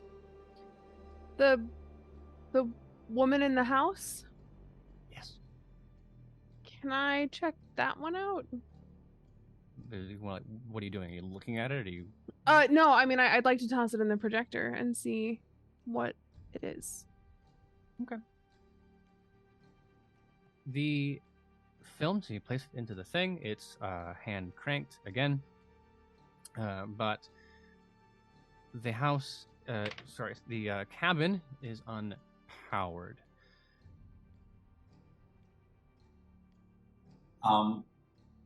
Could I, with my electrical repair, figure out a way to hook it up maybe to the car engine? Car's pretty car far battery. away. But I will tell you, with not photography but mechanical repair or electrical repair, if you investigate the camera's internals and the projector's internals, they should not function. Oh. They don't have the parts in them to do anything. Oh. That's weird. Well, I've got 5 in electrical repair, so yeah, that would be I don't mean like it's broken. I mean it's nonsensical. I mean it's strange. So based on that, if you put the film in it and turn the thing, just out of curiosity, an image starts to project. Great. What is it? I'm gonna look at you, Minnie, and just be like, what the hell? What the hell? That should not be even possible. You're telling me. What the hell is going on here? Some fucked up shit, man. I don't even know if that's a thing they would have said in the 20s, but here we are. Is it if you're going to watch the movie or not? Yeah, the name makes me think that there's some connection to the, this whole thing. So I would. I'm getting really weirded out, and I am really concerned about the culty aspect of all this. So I am going, as a man of science, I am going to I want to be prepared to destroy all of this. This is unnatural insanity, and I'm not here for it. So I'm gonna run back upstairs, and I'm gonna grab the gasoline, and I'm also gonna grab the stole and the chalice from upstairs and bring it downstairs. Minnie, for him to return, or are you just going for it? No, I'm just going. He can do whatever he wants. I'm invested in the film. Cool. So, you begin turning the crank on the side of the projector, and the image comes out. The film is a continuous recording of some kind of religious experience of some kind. It is led by Alexander Zaharov, you can see, and a woman who you don't recognize at all. She's middle-aged, maybe a little younger, extraordinarily attractive, and she appears to be the co-host of whatever game show they're about to play. Based on the surroundings, it is it's held within the ruins of a stone cathedral. The entire thing lasts roughly 9 minutes of totally ordinary human sacrifice. And a victim is blindfolded and pulled up to an altar, tied down hands and ankles, and then Alexander with a ritual knife, which, if you make a connection over there, might look a little familiar, slashes across the throat. At that point, something smashes through the roof of the cathedral, like legs and tentacles, a viperine kind of black twisting something. The face that Alex makes is of clear, unadulterated joy. The face the rest of you will make is of unknowable horror as this thing lowers itself into the frame, twisting in ways that geometry does not explain, making motions that biology can't account for. and with a mouth that is a mouth but isn't, devours this victim and pulls it back up into its mouth. So everyone can roll stability for me. Gonna go ahead and make a 1 point spend there. All right, I got 6. I'm gonna do the same. Pass it and you'll lose just the one you spent. I got a 5. Okay, that's good. I've got a 5, and I'm not spending anything. 5 works. You have to spend before, just so you know. I spent 1 and rolled a 4, so I got 5. 5 will do it.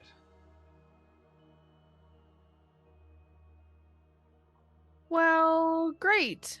Wonderful. And I don't think we need to go through the 19 others because I have a feeling that they're probably going to be similar.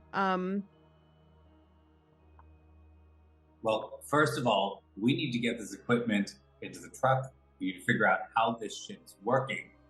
And we gotta see if there's was this one of the movies that had the same kind of film as it did in the studio, the weird film? Yeah. Was there anything different about this movie that I could see? Yeah, I don't know that you're gonna notice it right away. Be like, I think maybe we need to explore this, but I'm not sure I want to do it in the cabin in the middle of the fucking woods. Is there? Well, this is the thing, because Callum went upstairs, right? You Yeah. left, and then Minnie started playing the bit.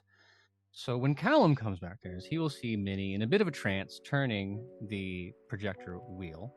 He will not see Marcus and Johanna, and Marcus and Johanna and Minnie will not see Callum, because if you were to turn in that direction and try to look up into the ceiling to see the trap door, or up forward in the room to see the I'm making the motion with my hand, is not helping the brain come. Trapdoors. There are no trapdoors in a broken cathedral, nor is there a ceiling. There is open sky. If you look to the left, you see a sprawling Russian countryside. If you look to the right, the same. It reeks of a graveyard, and now the smell is closer than you thought it was. That earthy, dead smell. And it isn't until this last minute, when Callum opens up the door and comes inside, these 10 minutes have passed, that the sudden snap of being back inside the room makes you realize just how realistic it was. And you were enraptured, ensorcelled, one might say, by what had happened. So can you all make stability checks for me again, except for Callum, because you weren't in the movie. All right. I rolled 3. a 3. 3. You're gonna lose 4 Ah! The stability or sanity? of stability. Jesus. He will lose 2 sanity from the unnatural, but that's less important than the stability. Johanna, did you make a roll? Yes, I did. I would like to spend. I spent 1, and then I rolled a 5. So That 1 is gone. You will also lose 1 just because this is something that cannot be totally pushed away. Out of curiosity, what happens if you drop to 0? You start taking penalties, but you don't go brain die, give up until you're at -12. Okay, that's all right then. I'm not at 0. While Minnie was rolling the film, I would be, or after, sorry, it would be after now with everything that's happened. Is this the only room that's down here? Yep. I will look to Johanna and I will say, is this a, do you, looking back at the film, do you recognise any of these rooms as the room that was in that film?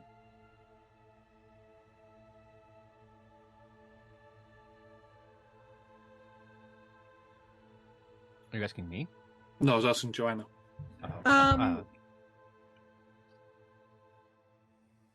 Repeat that. Go back one. Say that again to me. Hang on. You're asking if the room from the Unbroken movie, which had Laura in it, looks like this room, and the answer is Yeah. no. Or any of the rooms in this cabin. No, it was obviously filmed on a set. Yeah. While watching that, while Minnie was playing it, I would like to spend some psychoanalysis points on watching this, kind of the same way I did in the other screening that we did, where I was kind of like more watching it from a clinical standpoint than an entertainment standpoint to try to be able to answer that question. You keep using the word watching, which is not the correct word. You mean when you were experiencing being in the physical presence of a ritual that did not take place in this room and somehow this movie transported you through time? Yes, that. So I guess I'm not doing any of that.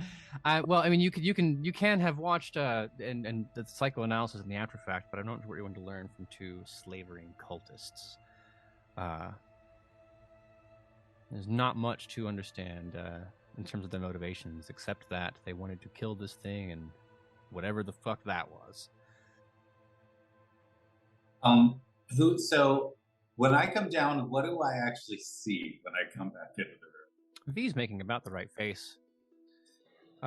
Just open-mouthed, dead, brain not making sense confusion.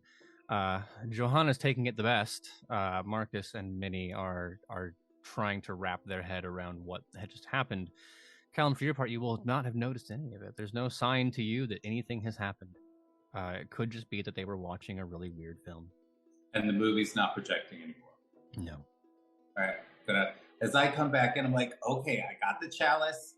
I got this weird stole thing. You okay? Are you doing all right? No, I don't think anything about this situation is all right. Aaron, real quick, you said that when we're at the cathedral, we get that overwhelming sense of like that graveyard smell. But now that we're back, It's still there. It's still there, still as strong. Yep. I don't like that. Why does it smell like acid here? Can I use either forensics or sense trouble to try and narrow down where that smell was coming from?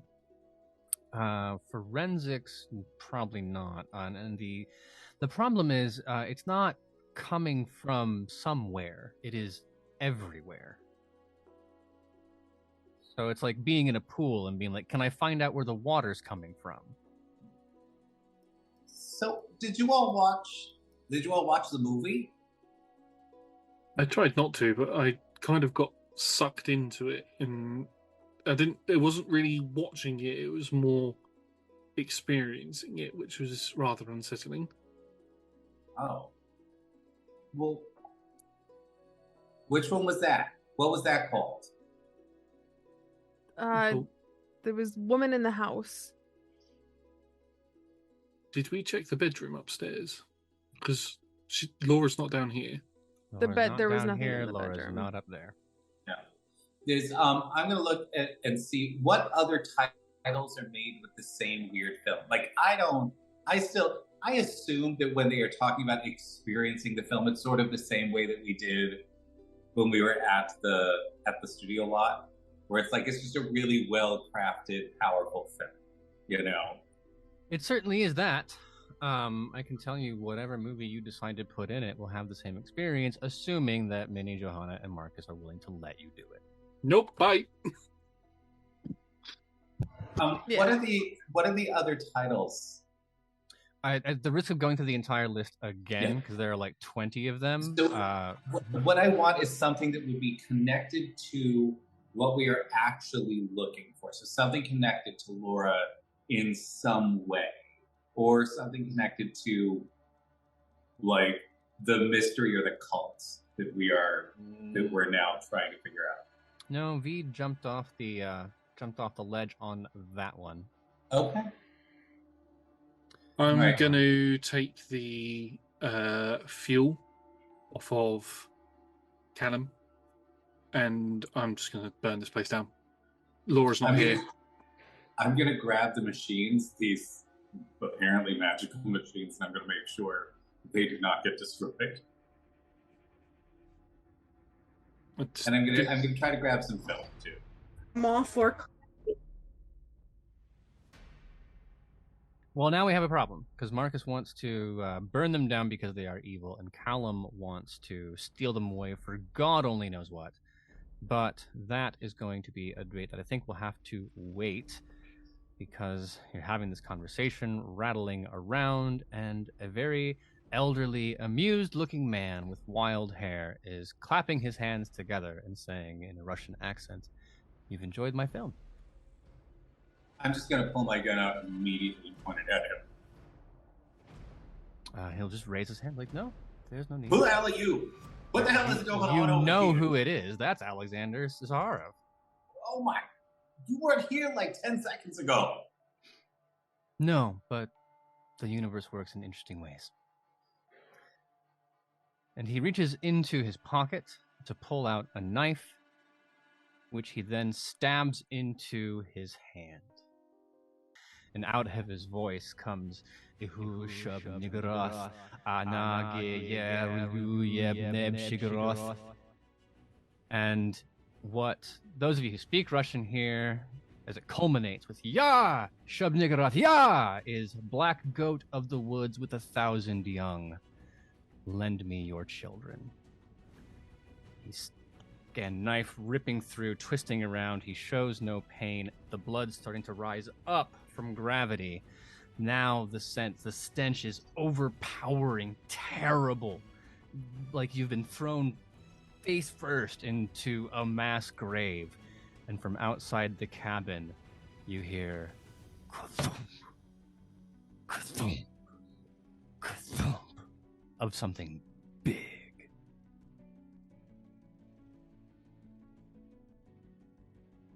I'm gonna fire. I'm going to fucking run. I'm just gonna shoot him. I've been beat the hell up. This place is creepy as hell. Roll firearms. This. All right, I'm gonna do 2, and let me see. All right, I rolled a 6. Okay. Plus 2, so 8. Roll stability. Oh god. Okay. All right. Stability. All of you are watching can roll stability. I'll spend 2 on this. Okay, I got a total of 7. Roll a 6. It'll be fine if you pass. If you don't, you'll only take 2 instability damage, because what should happen when you shoot someone? There should be like blood and all that stuff. They should not flicker waver in front of you like you're punching through a movie. The projection of Alexander Zaharov just laughs at you. The blood that is real, still in the air. The body that is not. And he turns to walk up out of the basement.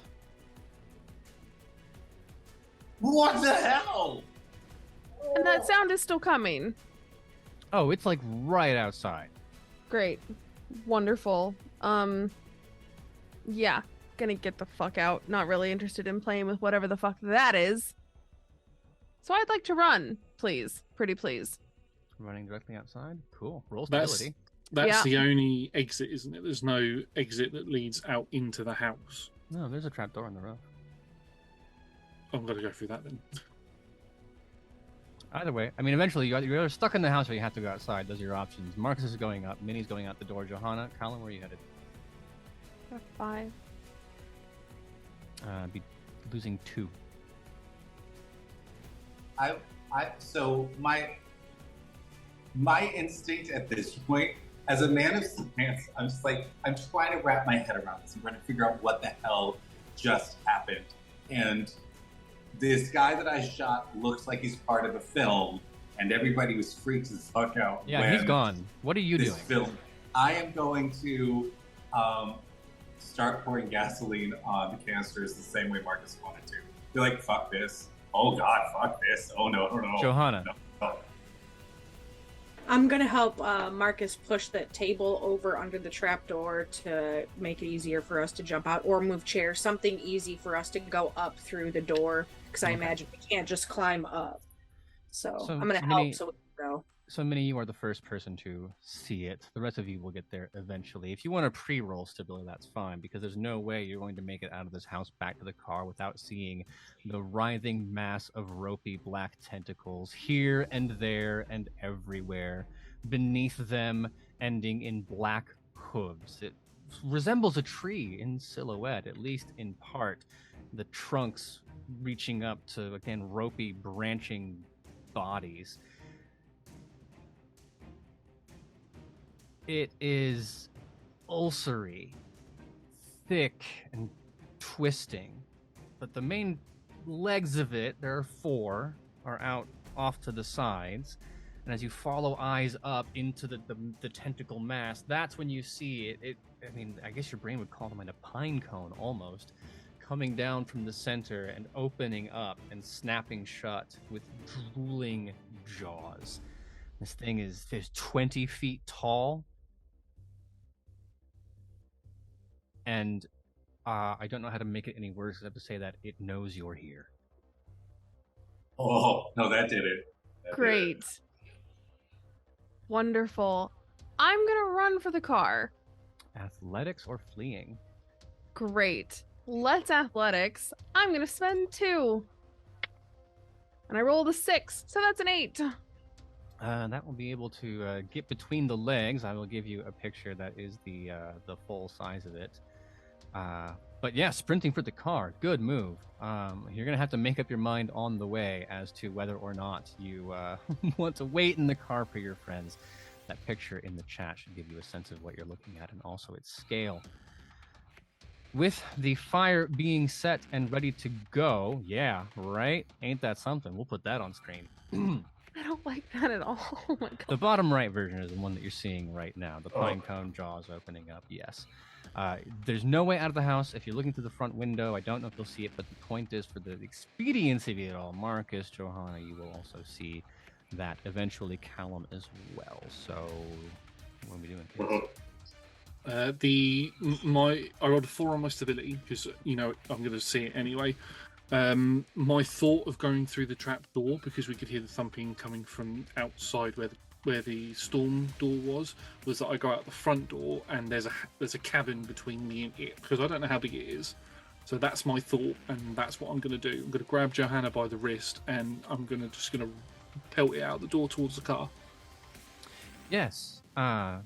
You'll get a sense for how big it is when you run at the front door and look over your shoulder and can see it towering above the thing, above the cabin, rather. If you want to make it, it'll be athletics or fleeing. I'm going to use athletics. I'm going to spend 6 points in it. That's a 5, so I rolled an 11. Okay, that's very good. You'll be making excellent time down the driveway. Callum, Johanna.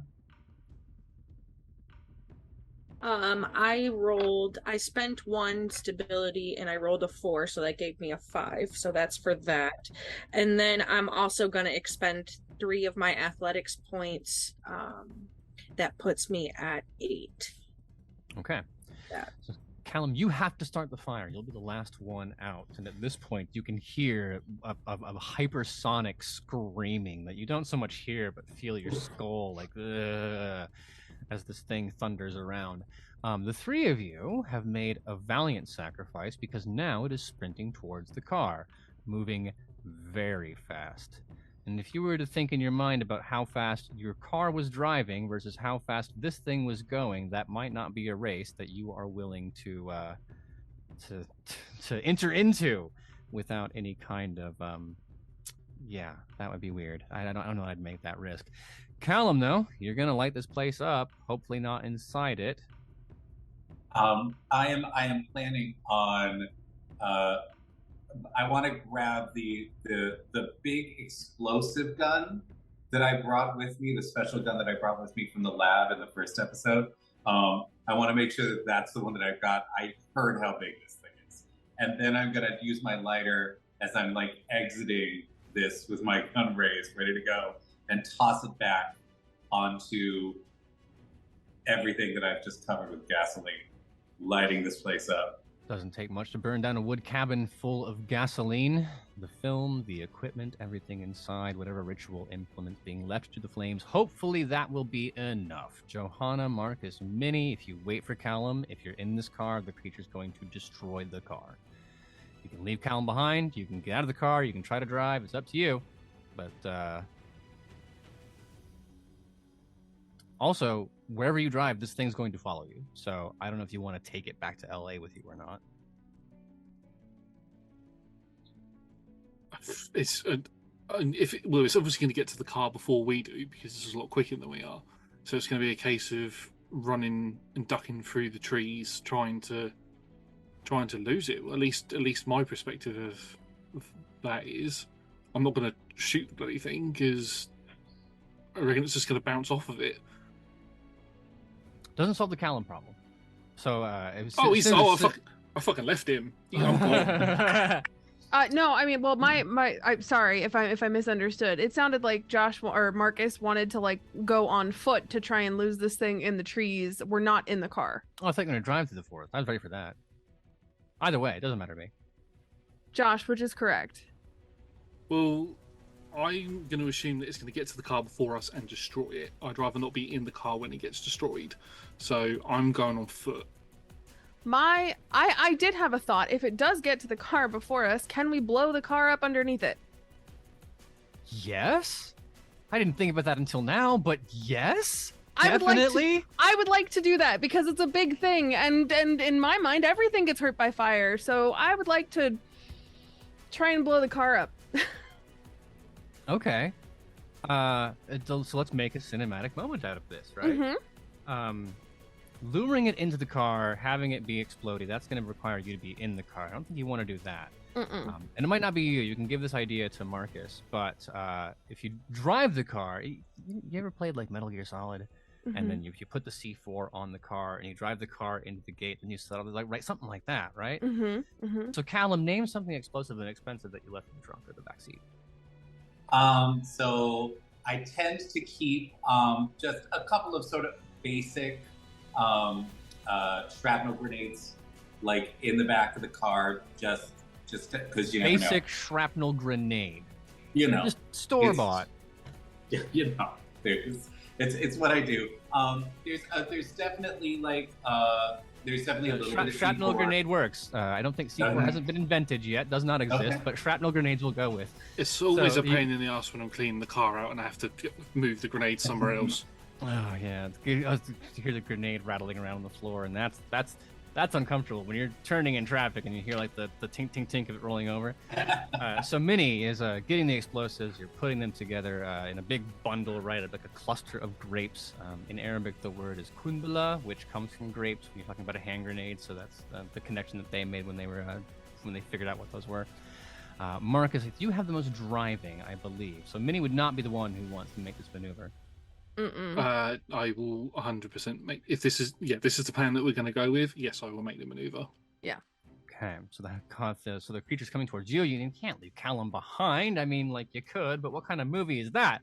So Johanna and Minnie, you get out of the car. Yes, you don't want to ride along just for funsies.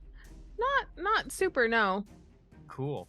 So Marcus, in every single movie, right? Like the camera, you're going to be looking over to Minnie, right? It's over your shoulder talking to her. And then you're going to turn to the camera is looking through the windshield at the two of you. And you're turned looking to her. And you're like, you need to leave now. You gotta get out of the car. And you turn to camera and you say, like, what's your badass line as you floor it? I'm going to blow this motherfucker up. Get out of the car. I'm gonna blow this motherfucker up. And then it's not a super high-pitched wailing engine sound because it's the 1920s, but you get that thing No, going. but my scream is as I'm driving the car.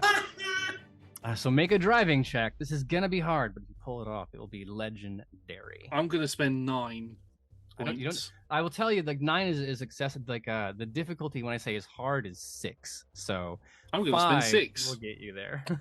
5. I rolled a 6. That's 12. 12, so that's critical, which is excellent. I will then say, because you did a critical, I will make the athletics roll to jump out of the car easier.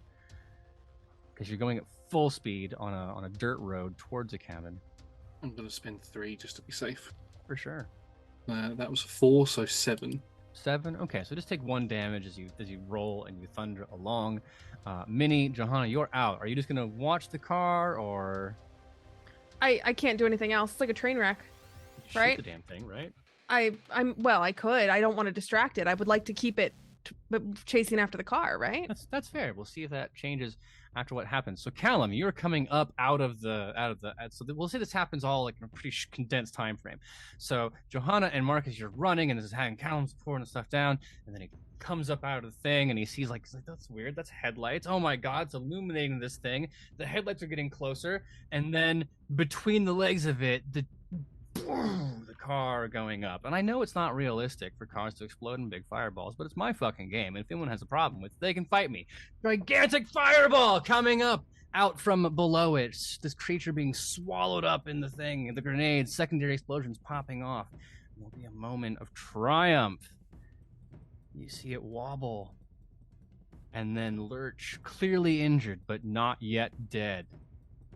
Do I see any part of it that has been like opened up, like the carapace having been opened up by this explosion? I struggle to conceive of a universe in which you understand this creature's biology. Okay, all right. Is there anything? Is there any spot that I see like a bit of flame shooting out of it from the explosion?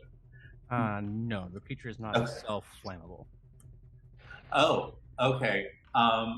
Like it's torn up, but I'm saying like if you go like, well, what does it look like? I don't know. Show me where on that picture where the eyeball is, right? Like yeah, you have a rough idea of how it works, and the explosion will say that it was closer to one end, so it's hobbling. It's not moving as fast as it might have, which is great considering how much bigger it is than you. But it is wherever the car hit. Wherever the car hit, that is where I'm going to aim my explosive shot. Okay, so roll firearms. Yeah, I'm gonna give myself how many friggin' points of firearms do I have left? I got 5. I'm gonna give myself 4. I'm gonna do 4 in firearms. Come on, and I rolled a 5, so I have 9. Let's find it's not hard to hit it because it's a big guy. Yes, aiming for the leg, you shoot. It's not like say take wood, but also flesh, but wood and then blood. I mean, but wood and then kind of bone. The substance defies easy categorization, but that blowing off in chunks of it, you can roll damage. Okay, how much do I roll for explosive ammo damage? Everything in the game is 1d6. There's not a single roll anywhere from top to bottom in this book that is not 1d6. I did not hit it great, apparently. I rolled a 2. 2. It must be the armor, the chunkiness of it. It does seem irritated by that. Marcus, you are going to be picking yourself up off of the ground for this round. That seems fair. You just jumped out of a fight. I mean, it's cool as hell, don't get me wrong, but you do lose your turn. You spent your turn attacking with Car. Minnie, Johanna? Oh yeah, no, I'm gonna shoot it now. Now's a good time to shoot it, I think. Sounds great.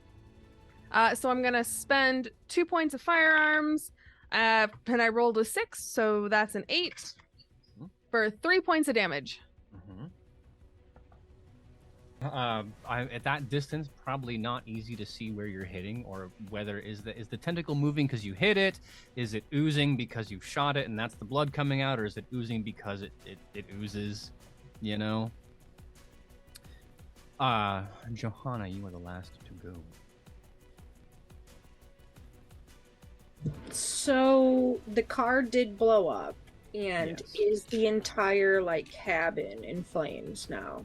Yeah, if not all of it, Okay. like it'll be getting there pretty soon. Getting there soon.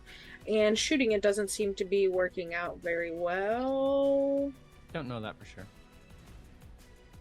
Well, sure. I will expend one of my remaining firearms points for a 4 + 1 of 5 and only 2 damage. You're nipping at it. Each of you shoot. I mean, it does. You see it react. It doesn't like being shot. That much you can tell without being an alienologist. But that success of gunfire, not quite enough to bring it down. Now, here's the thing.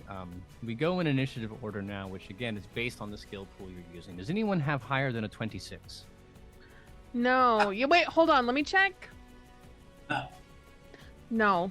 Okay, yeah. Oh. So it goes first, and it being nasty and mean, I cannot bring myself to decide which of you it tries to go for, which is plural, because there's enough of it to attack 2 of you. So Sure. I'm going to use the D8. I have assigned you each 2 digits, and we'll see what happens. 1 for Johanna. I will not attack you twice with it, just so you know. And then 1 for Jursh, Mr. Marcus. So, the creature lurching, and we can just say, based on some kind of alien consciousness, that if you, for example, were a tree from beyond the furthest reaches of time and space, corrupted forever by an inevitable cursed god of fertility and human sacrifice, and someone blew you up with a car, vengeance is alive in every language, in every dimension. So when the thick tree trunk trampling hooves come thundering to someone, Marcus, that bell tolls for thee. Which means, Johanna, as it is moving around, you will be the one who sees the tentacles flying above it, swinging, then lashing forward to grab at you. And I will let you decide which of those things is worse. It has a pool of 26, and I am not the kind of GM who's going to say, it spends 1. Haha, this fight's going to last 26 minutes. So it's going to spend 3 as it attacks Marcus. Oh, Jesus Christ. That is a 9, so it does maximum damage, which is 11. How many hit points do you have, Marcus? This is D&D, right? Yeah, I mean, I've got plenty of hit points. I'm on -4. Okay, so you're not dead, but for those of you watching, you see the hooves come by, and then the first one just smushing down, and it's just behind Marcus, and you see him stumble and fall to the ground. And then, just like with lazy ease, like you can feel the creature smirking as the second one comes down behind, and then just you're far enough away you can't see where it goes, but there's no noise coming out. I can tell you that, Marcus, you're not dead, but at -4 for just between you and me. Don't tell anybody else. But we're gonna say that it just like stomped on your legs, so like all your organs are intact, okay? But Marcus looks definitely dead to the rest. You saw the thing come smashing down. Johanna, you spend 4 as the tentacle comes after you. That is a 5, is enough to beat your hit threshold. The attack that went after Marcus is called Trampling Hooves. This one is called Horrible Sucking Mouth, because it scoops you up into the tentacle and then, swinging up in the air, pulls you down underneath, and this pine cone thing that has opened up latches onto a part of you, and you can feel the force of it. You know, like a mosquito, you just feel the poke, but this, you can feel the liquids being pulled up out of you as it feasts upon your liquids. Now, Marcus, you're not dead, and you're not below -8, which means you can still attack Johanna. Hang on.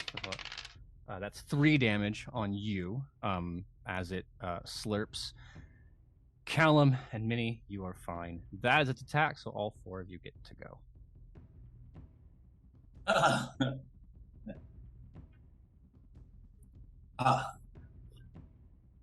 I'll let one of the healthy people go first. I see this. I want to do. I'm going to throw down the explosive shotgun. The explosive gun only has 1 shot, so I'm going to toss that down, and I'm going to pull out the next gun that I've got tucked away, and I want to try for an aimed shot at the tentacle that's folded to up. Okay. Target difficulty is going to be a 6 there. It's wobbling. You don't want to shoot Johanna, and it's a bit of a stressful situation. All right, I'm gonna use my last firearm point. Dear God, please, please, please, please. And I got a 5. 5 is not. You did well enough. So yeah, 6 is the target difficulty. So 5 plus 1 being 6. Yeah, you can shoot the tentacle. We'll put that there. It's not the tent. I mean, we're talking like a nice, big, thick, meaty guy, right? So it's not going to blast off and then drop her immediately. But Johanna, if you want to escape from the giant, horrible sucking mouth, it will be easier for you to do that now. Minnie, firearms? Yeah, I'm just gonna try and take this thing out. One of us is going down. It's either me or him. So Well, I'm gonna. It's either him or 4 of you, right? Well, he's yes. not gonna stop when it's done. Yeah, but I don't look. Mhm. I can't concern myself with the others right now. I need to kill this, or I will be dead. That's the self-preservation. So I'm gonna roll. I'm gonna spend 2. I rolled a 3, so I don't think that hits. It's enormous. First of all, the hit threshold for normal people is 3, and it's bigger than normal people. So yeah, great. You can go ahead and roll damage. Fantastic. 3. Not doing 3. great. I mean, it's respectable, I guess, but it's not. 3 is good. 3 is statistically dead ass average. Okay. So would my shot have done any damage or just? Explain to me how the creature works, and then I'll tell you what. Absolutely, it's just a question. Marcus, you are not dead, and Johanna, you are not dead. And I think cinematically, based on what I'm trying to predict the player's doing, I know it's a dangerous game. Marcus should make the decision first.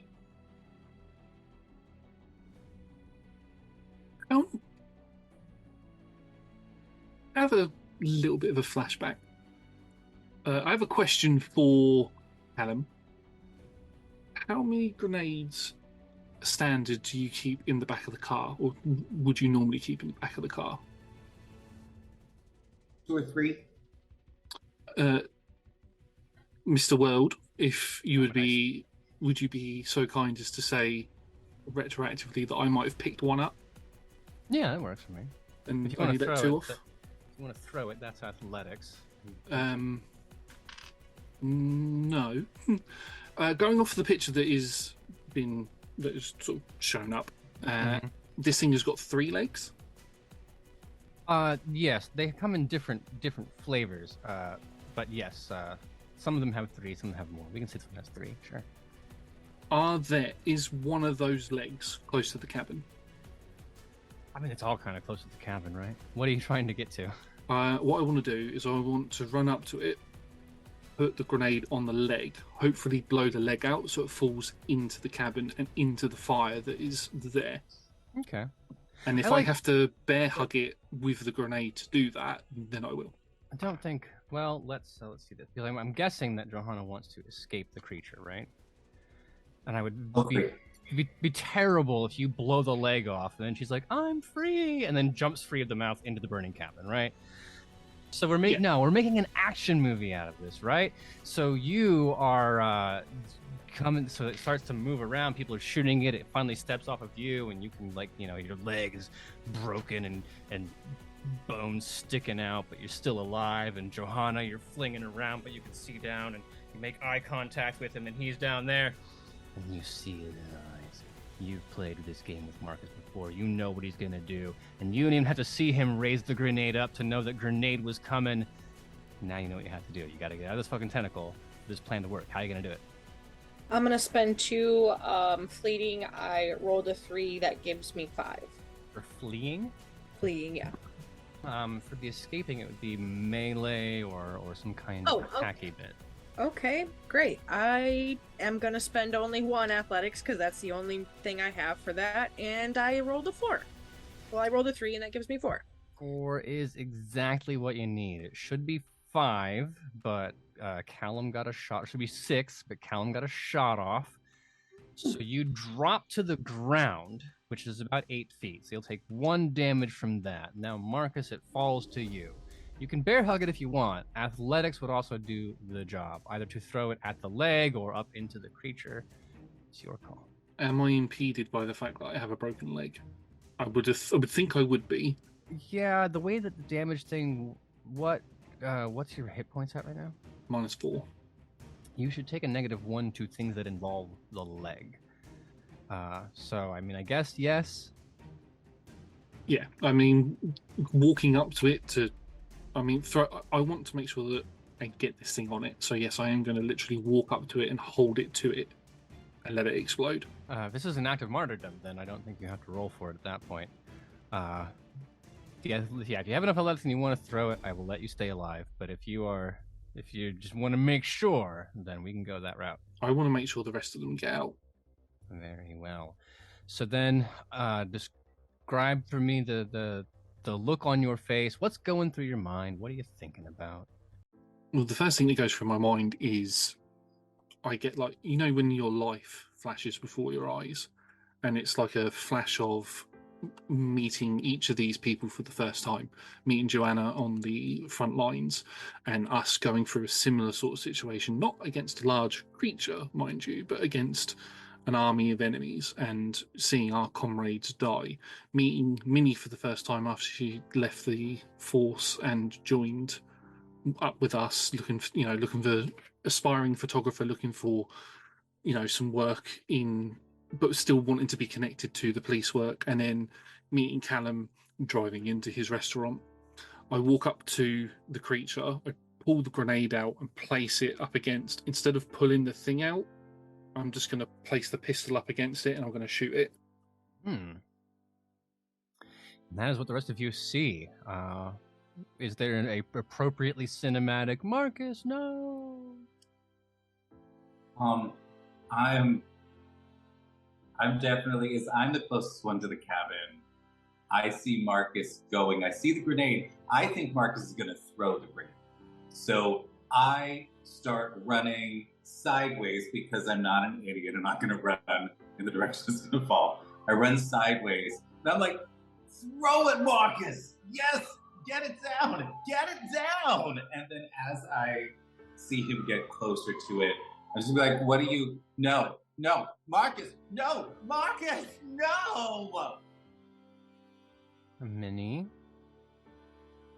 do you have emotions? Can you cry? I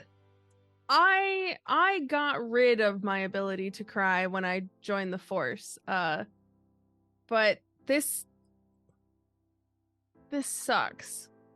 This is really, like, I wasn't on the force long enough to have lost a partner, but this is as close as I think I'll ever get to that, because we've been working together for so long, and I see him moving across, and but I know I can't stop him because I know that it's Marcus.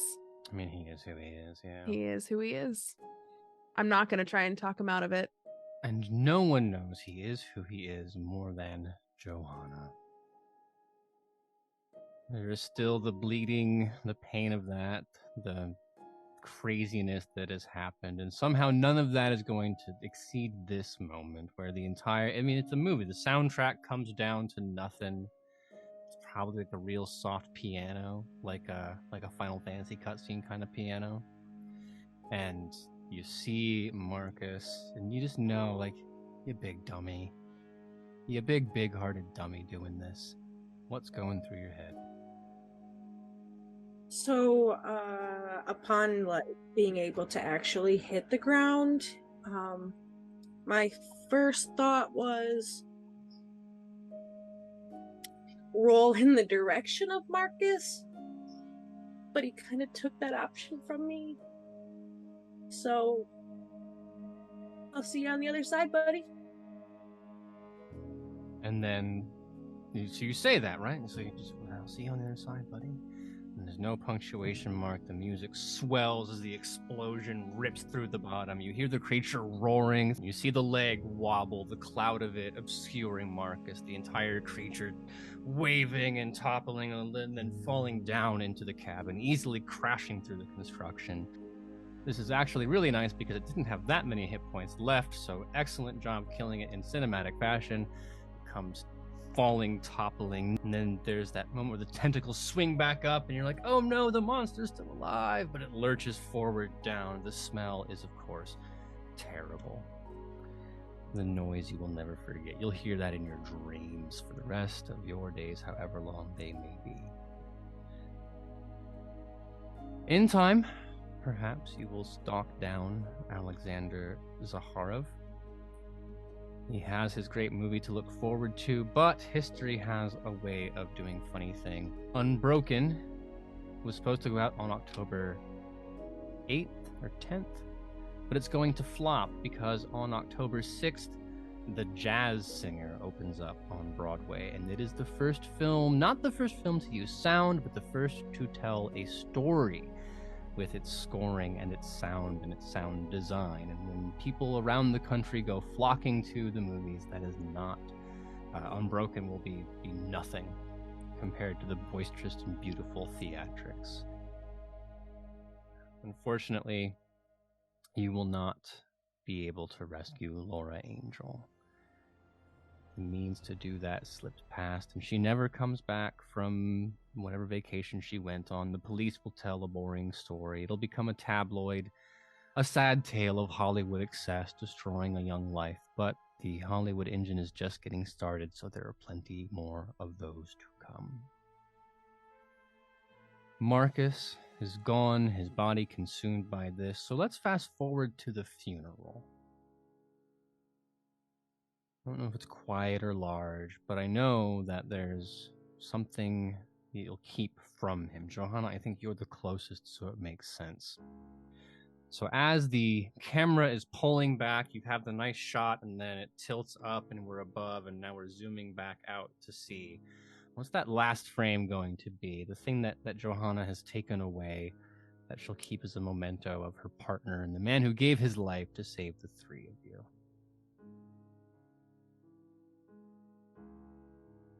I think as she's sort of the last one on the scene, as everybody else kind of has dissipated or whatever, pull her coat shut and her hands in her pocket. Not really anything to say, but her hand will come slowly out of her pocket, and she'll just kind of look down at her palm. And like when she turns to walk away, you catch a quick flip of a coin before she pockets it again.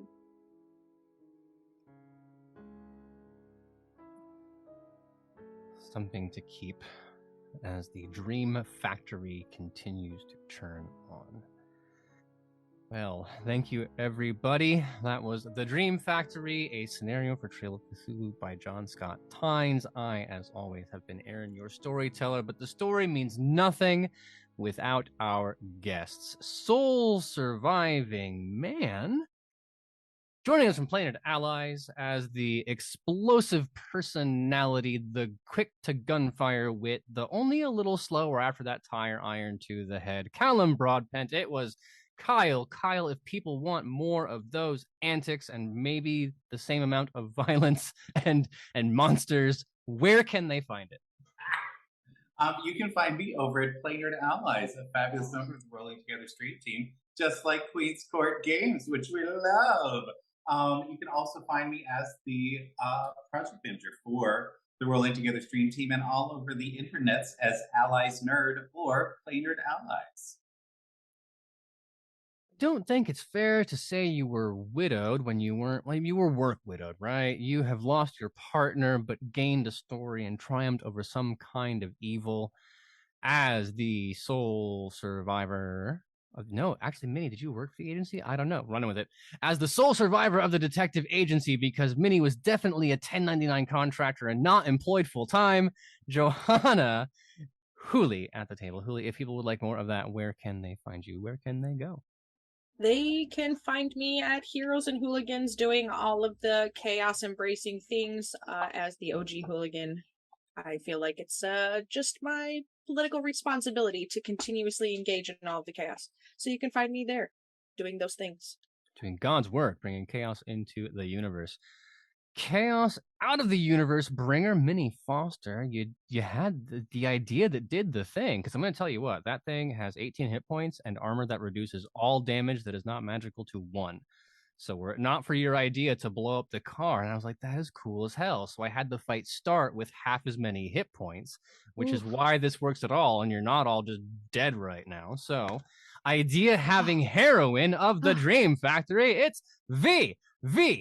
If I said I'm running games and I need someone who's smart enough to help me solve the puzzle, I need to contact them right now. How can they get a hold of you? They can find me on Twitter at V is for Vampire because my name is V and I like vampires. I'm also here all the time on Queen's Court Games because, Queen of the Court, whatever, MBD. We do a whole bunch of stuff all the time because we're awesome. So that's our Queen's brand. Court Games. We do stuff all the time because we're awesome. Period. Done. Mm-hmm. Yes, well, if you'd like more advice from me about how to torment your players, how to have cinematic moments, and then how to describe things that look the way that did, you can follow me at Aaron in Words. But as V has said, you can find more of what we're doing at Queen's Court RPG. When this comes out, you'll have seen Court of Blades, a story of gunpowder, diplomacy, magic, and romance. Of course, the Astral Seas are still sailing along over in Astral Sea Chronicles, and God knows what else we'll be getting up into in the meantime. I know what we're getting up to right now, though. We're about to raid into Heroes and Hooligans. It's going to be weird when you say this one over again, but we'll be there in just a second. Bye for now.